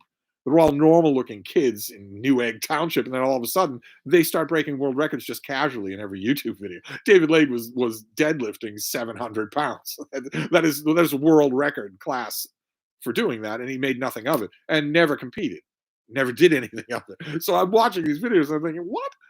So you just casually telling me that this teenage mook from Jersey walks into his gym and deadlifts 600 pounds and then walks home again? Anyway, LOL says, thanks for a good first stream, Steve. Got to go now and have a great night. Yes, we all have to go. We're going to wrap this up at the 3-hour mark. So in 10 minutes. Jack O'Hara, they do look like freaks. So why the hell do they do it? For money. They do it for money. They do it to be YouTube famous. Jasper says, Mike Ripto is severely unhealthy, though I think that's from all his drinking and smoking. All right, well, I'm going to have to check into this guy. Anti-Guy says, Chiefs are up by 3 points now near the bottom of the third. The Swifty energy is at an all-time high. Street Medic says, Steve, you're exactly right about healthy exercise. Balin321, I must ask if you have visited the castle where Saltburn was filmed. I ask because somehow you have been everywhere. I'm assuming that I have, since it wasn't filmed in Australia. Tyler, yes, but why work out when there are so many books to read? The thing that always breaks my heart is when some of these YouTube lifter bros flirt with reading. Some of them do, and it's always sad to see.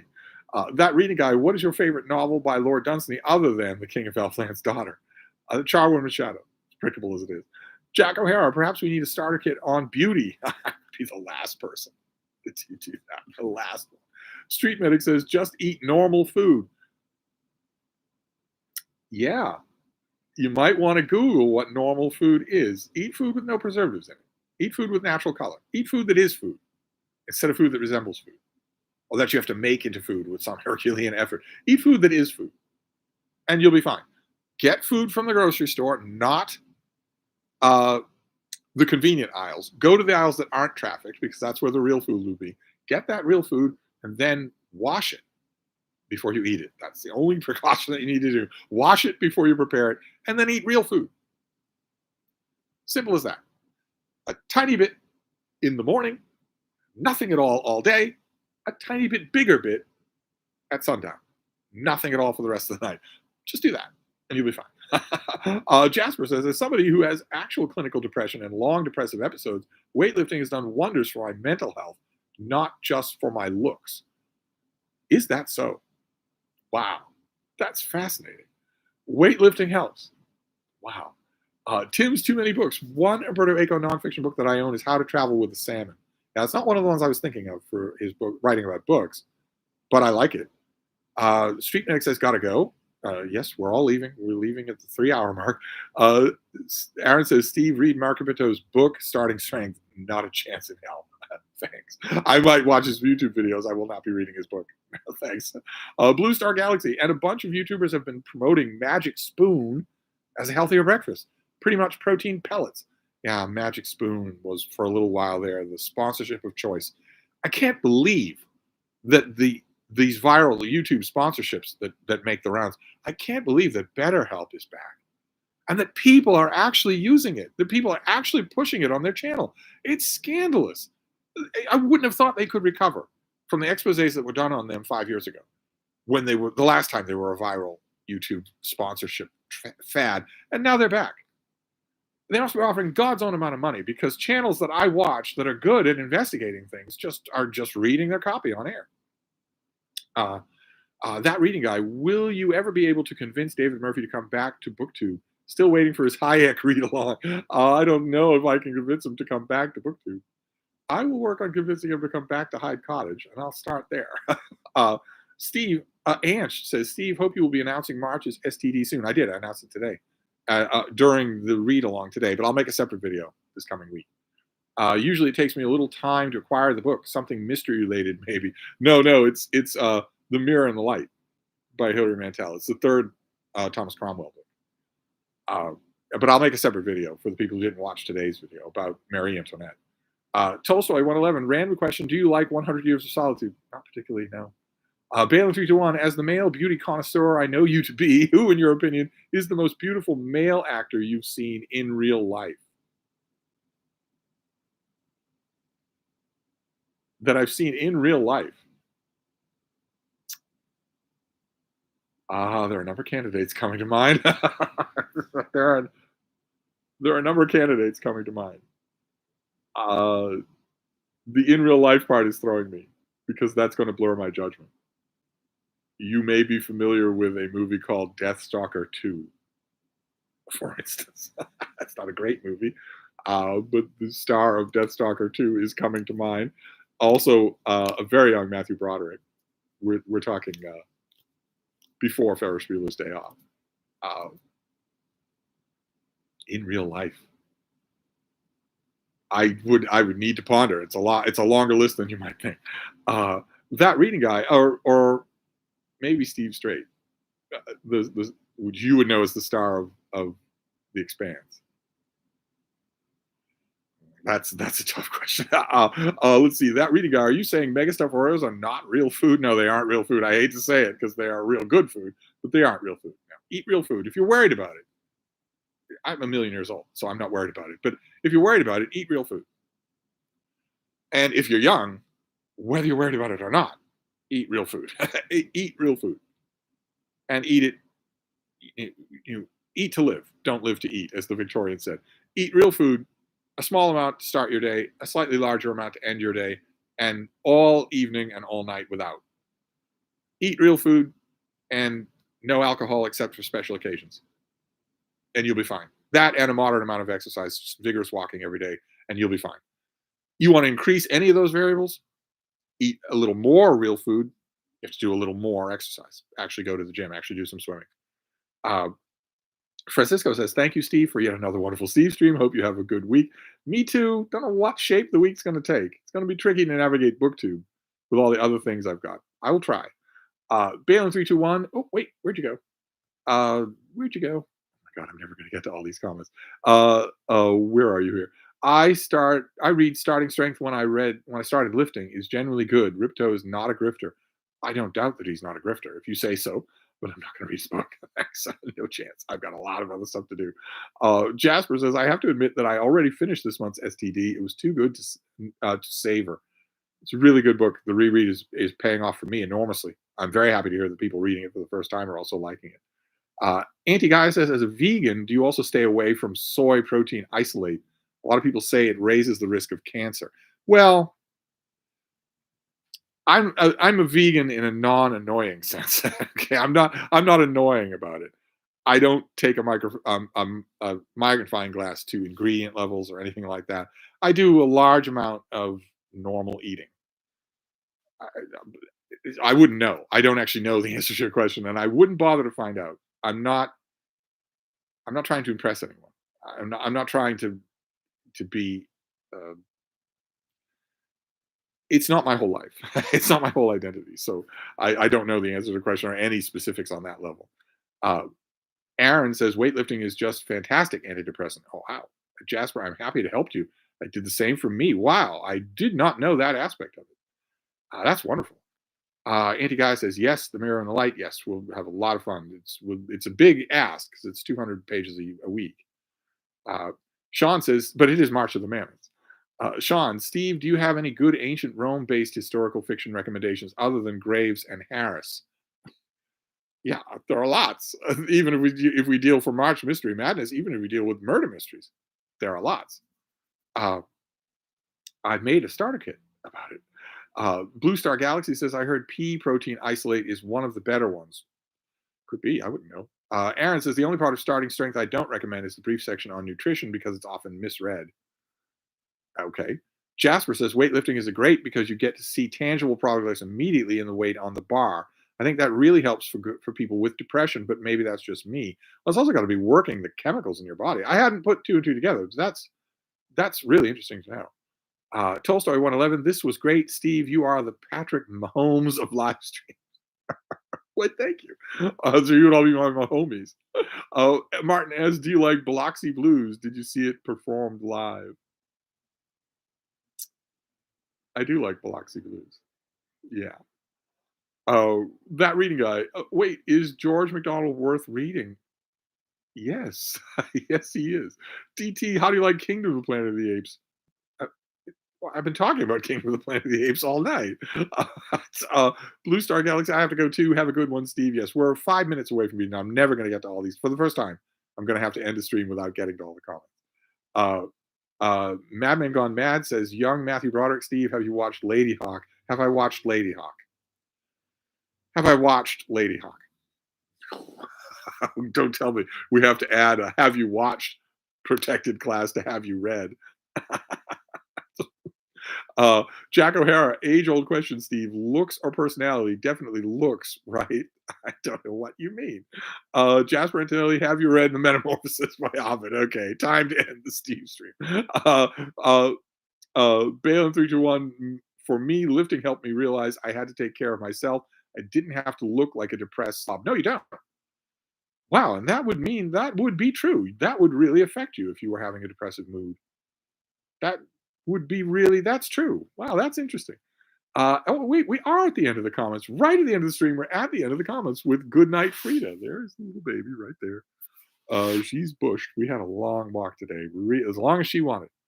Uh, Geo Craftsman says I was going to congratulate the stream on producing a no have you read questions. Then what happened? I know. I gotta have you watched. Have you seen Lady Hawk?